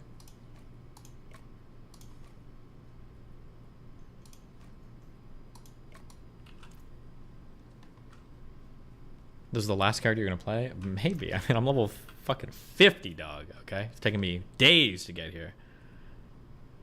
Rurouni Kenshin revived.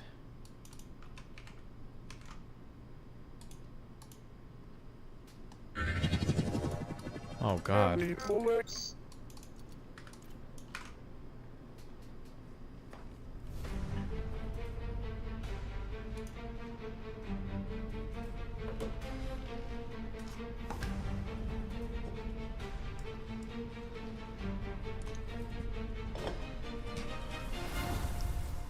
Mystery.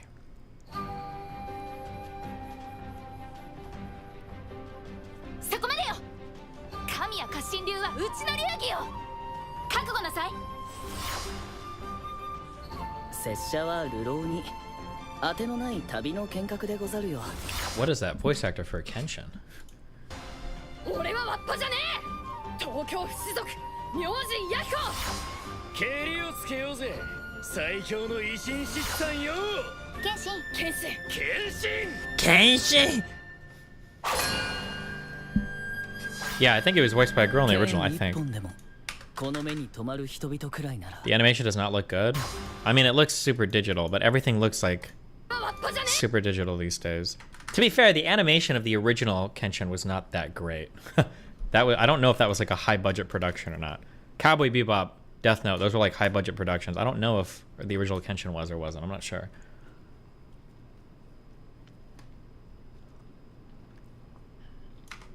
Okay.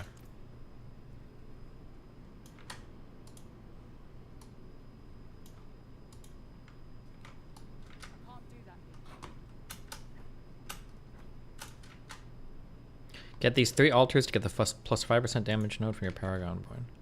Right now I could do it?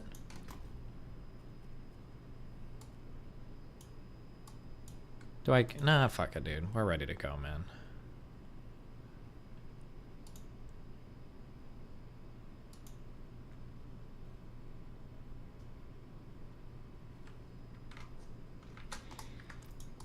Some potions on you? I can only have 1 potion active at a time, right? Yeah. I'm gonna roll with the armor one. People say armor is really good. Armor by 2, the Iron Barb Elixir. I think that's a good one, right?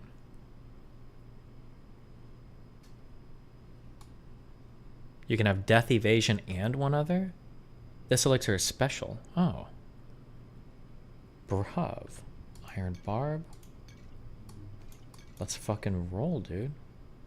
Oh wait, Iron Skin might be way better.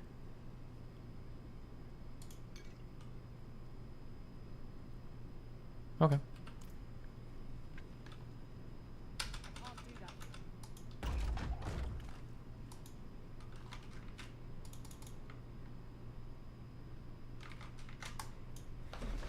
Oh, all right. Let's go.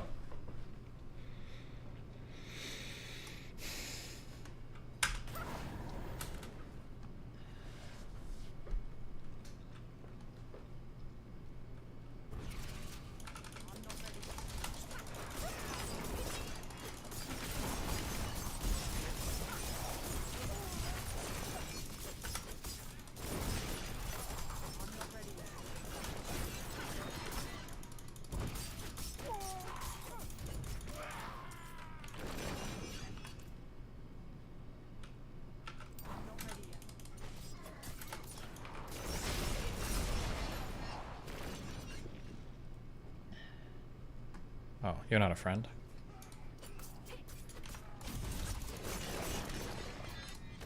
Do these guys lead their shots? I just noticed that. Cringe. Try hard game.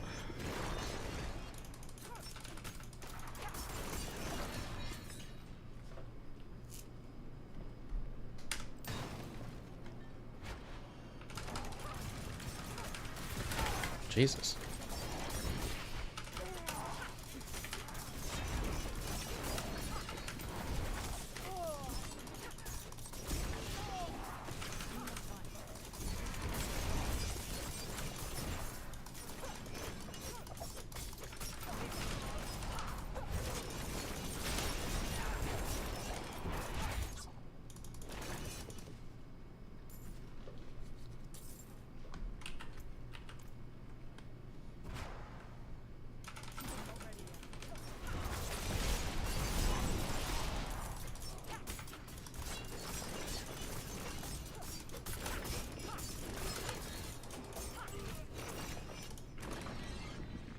Any more calls you can drag in? Nope. I need my full brain power.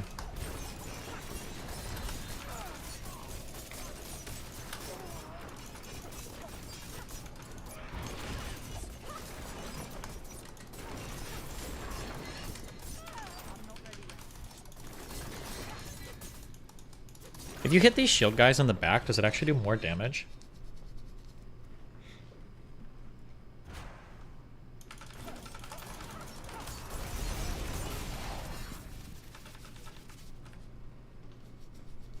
Who cares? Okay, true.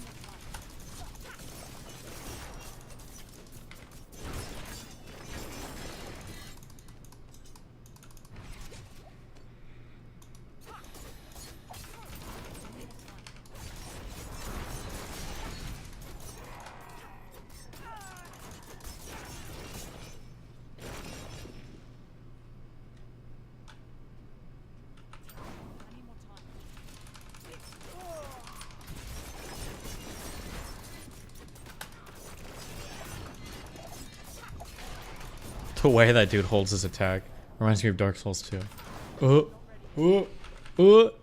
Some of those creatures are so fucking stupid.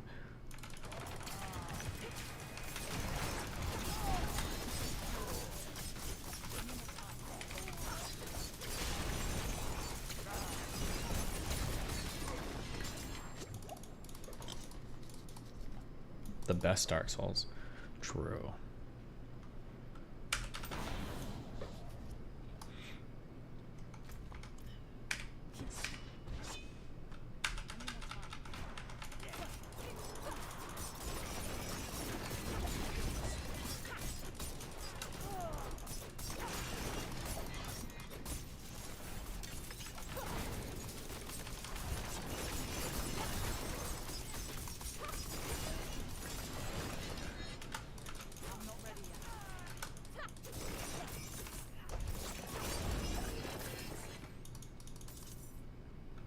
When does shit get challenging?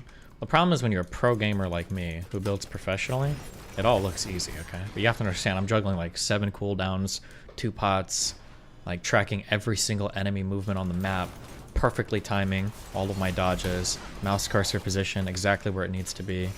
Like,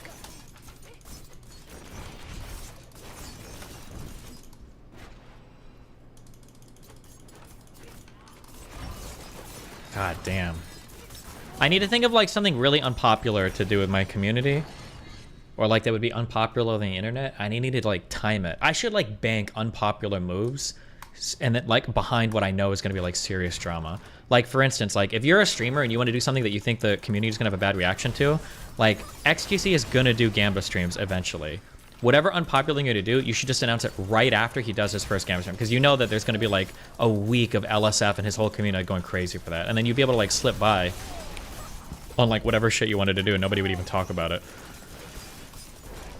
Because the blowback, dude, when he starts doing Gambit on Kick is going to be unbelievable. Ooh.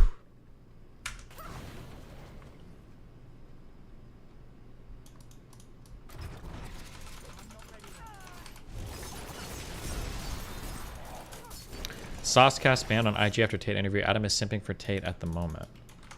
Wait, really? Thoughts on subreddit going crazy. But yeah, that's very interesting. And then PewDiePie was banned from Twitter for making a joke about ISIS. So why did Andrew Tate Good get one, banned? dude. They did not tell me. They did not send me an email. No correspondence. I certainly didn't break terms of service. I guess that's why they couldn't send me an email and explain why. Nobody told me whether it was YouTube that banned me or Meta that banned me. They banned me instantly and forever without any kind of correspondence. They've not told me why. They've not told me why I did. The Media Machine, in synchronization with the ban, we can call that coincidence if you want to believe in such things, came out with some kind of bullshit explanation that I'm misogynistic or some garbage. But the actual social media companies themselves provided no explanation at all, no correspondence. Destiny, the incel. So no explanation whatsoever. That's Neat, what I and got also- from that. So Pat asked wait, him, what? so here are all the people that got canceled. Boom, boom, boom. Why did you get canceled?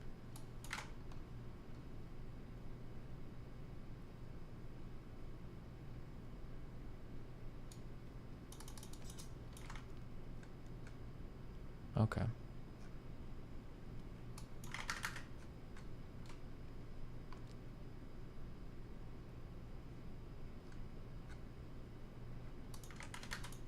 So zero explanation.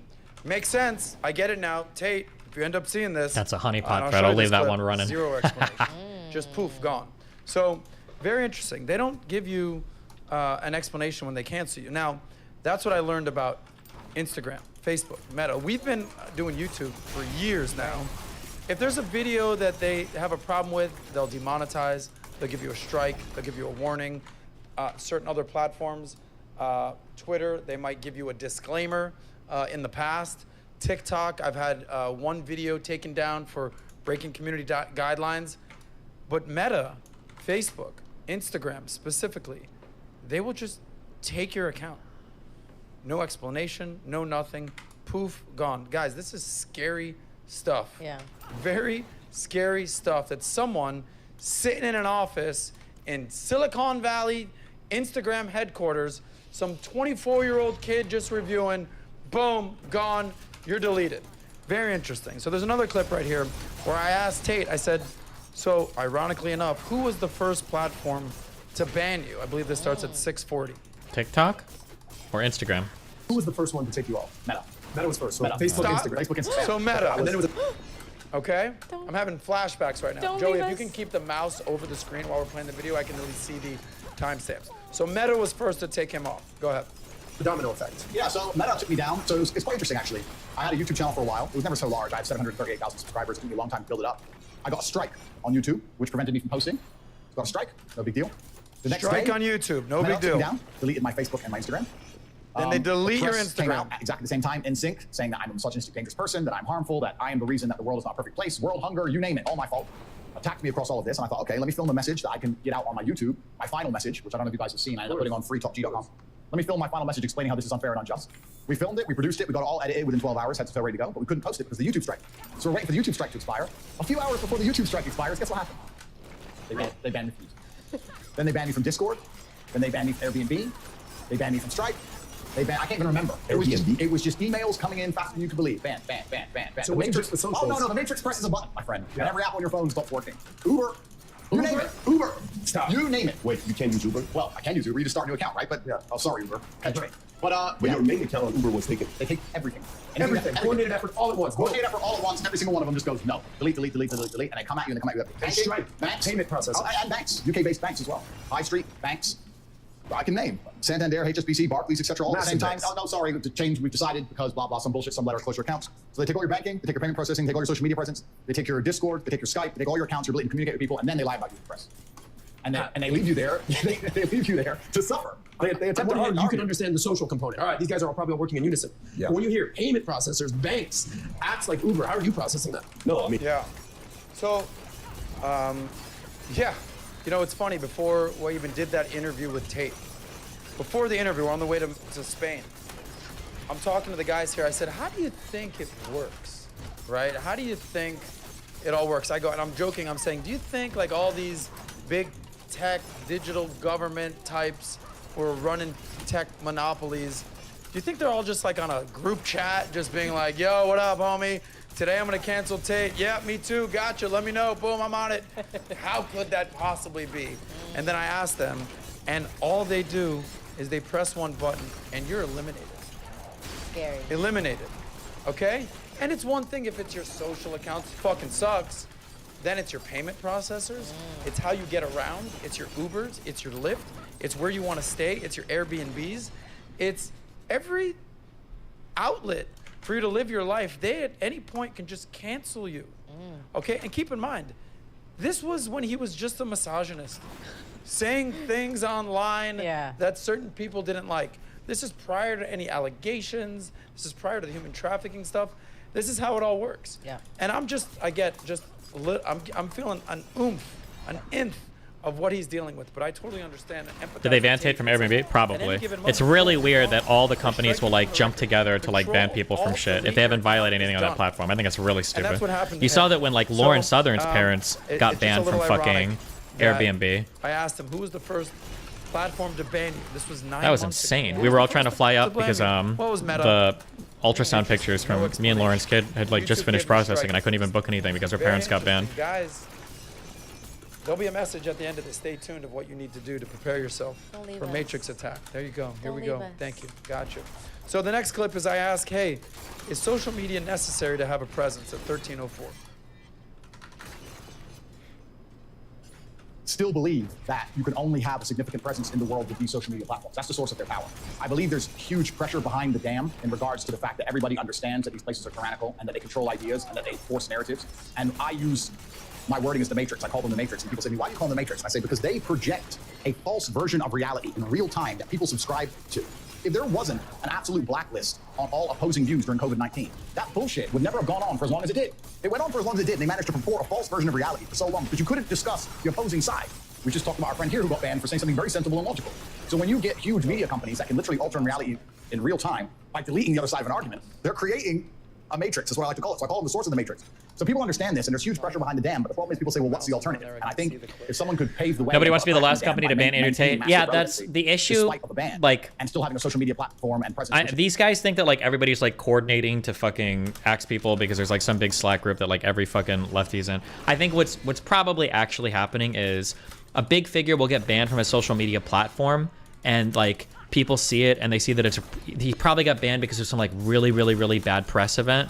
And then other companies are like looking at it and they're like, okay, well, fuck, if this company, you know, banned him, fuck, maybe we should just ban him too, because we don't want him like going live on our platform to like spread the same type of shit that he got banned from somebody else's platform for. So companies start to proactively ban. And then like once like 2 companies ban somebody, like you don't want to be the only platform that Andrew Tate's not banned from, right? You don't want to be the only platform that like that's my guess is gonna be that's why like all these people just jump on it like, okay, fuck it, this guy's like toxic, like we're gonna just ban him. It's essentially like the cancellation of like an alt media figure. Yeah, that'd be my guess. It's also possible too that it's also possible too that maybe there are friends among the companies too. It could be possible. I don't know. Is respected on other platforms, I think it's going to do them significant damage. I think the pressure and the crack together is going to create something monumental. And already I've moved to Rumble. I only had 738,000 subscribers on my YouTube after 5 years of work. Post-ban, I moved to Rumble, which is a YouTube competitor. Stock price has gone up 36%, and I'm at 500,000 subscribers in 2 weeks. So I'm about to surpass the size of my YouTube channel within a month. YouTube stock's down, Rumble stock's massively up. So all in all, there's other avenues, but we'll see. I certainly agree with you that what they've done to me is massively unfair. They know it's unfair. I think the reason they didn't send me an email or any confirmation of what I did wrong is because they knew they were going to end up in court, and they didn't want to be tied down to their reason. They want to stay fluid and try to make up a reason on the day. I've heard from very reliable sources that their terms of service have changed significantly post my ban. They've made up new reasons. Post ban, they've made a bunch of new shit. So it's going to be interesting, but certainly, yeah, there has to be legal ramifications. Slay all enemies to dungeon goal. It'll teleport strike enemies to you later in the dungeon. Really? I have no reason to be banned. My Instagram is just card. Yeah, I don't take it personally, but I do take it professionally. Very interesting right there.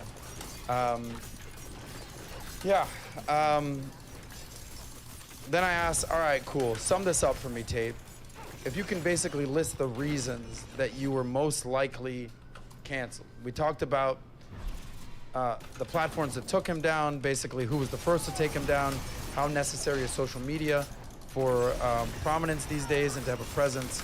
Now we'll talk. I ask him, give me your list of reasons of why you think you were canceled. This is at 1547.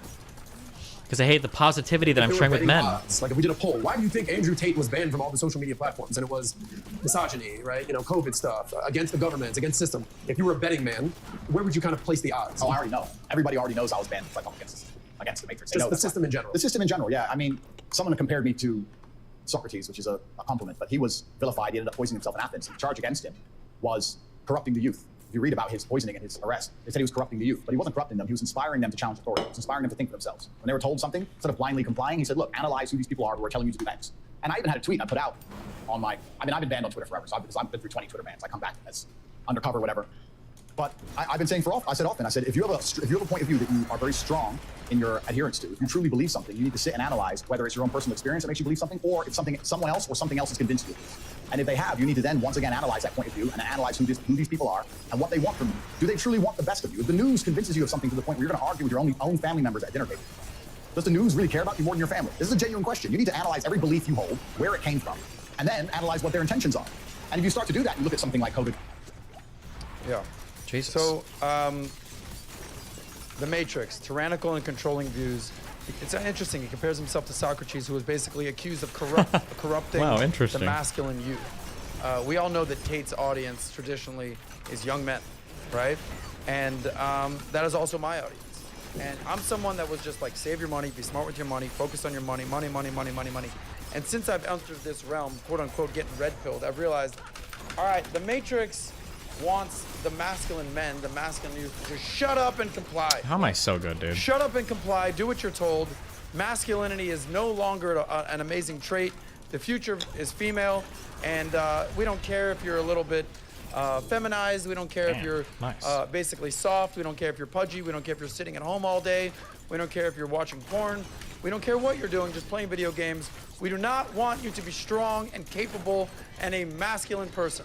And it's very clear that this is a message they do not want the world to know.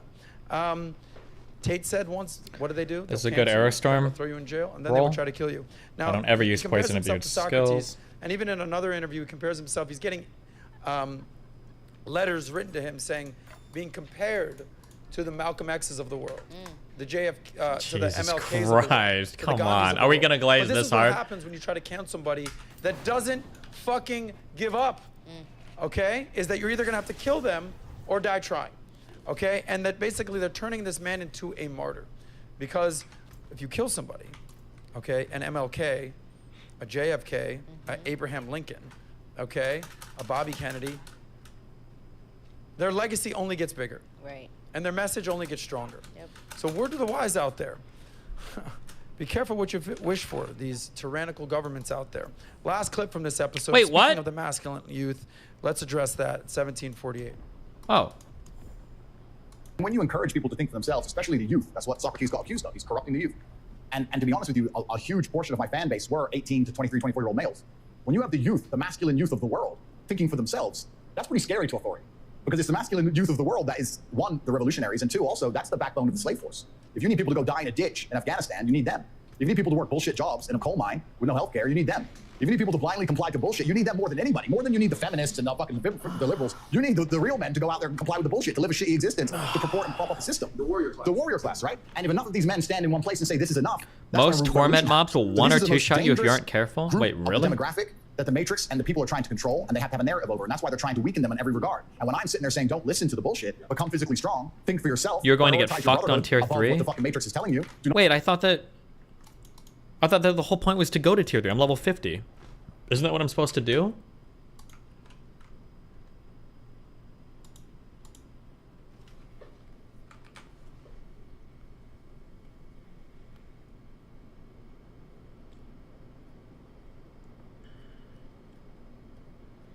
Tier 3 is fine, don't listen. Yeah, fuck you guys. Alright. Well, we made it to tier 3. I'm gonna like pack and get my shit ready. I think I should be going out tonight to dinner with Darius and them. I think they'll stream that, so.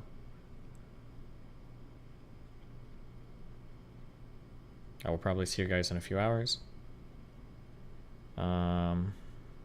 Yeah, otherwise I love you. I'll try to stream when I'm in LA. I'm bringing my shit with me. But I'm also doing a ton of shows, so we'll see how that goes.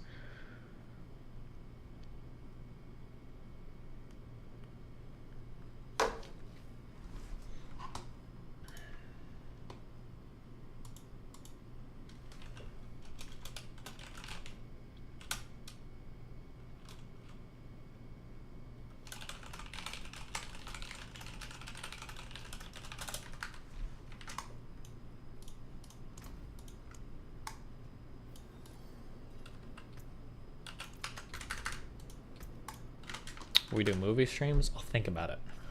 Maybe. We'll see. I'll let you know tonight at dinner, okay? Alright, have fun. We're gonna cappuccino, cappuccino, cappuccino, cappuccino, cappuccino, cappuccino, cappuccino, cappuccino, my dudernos. I will catch you guys next streamer. Be careful. Hopefully tonight with Darius and them. Peace out.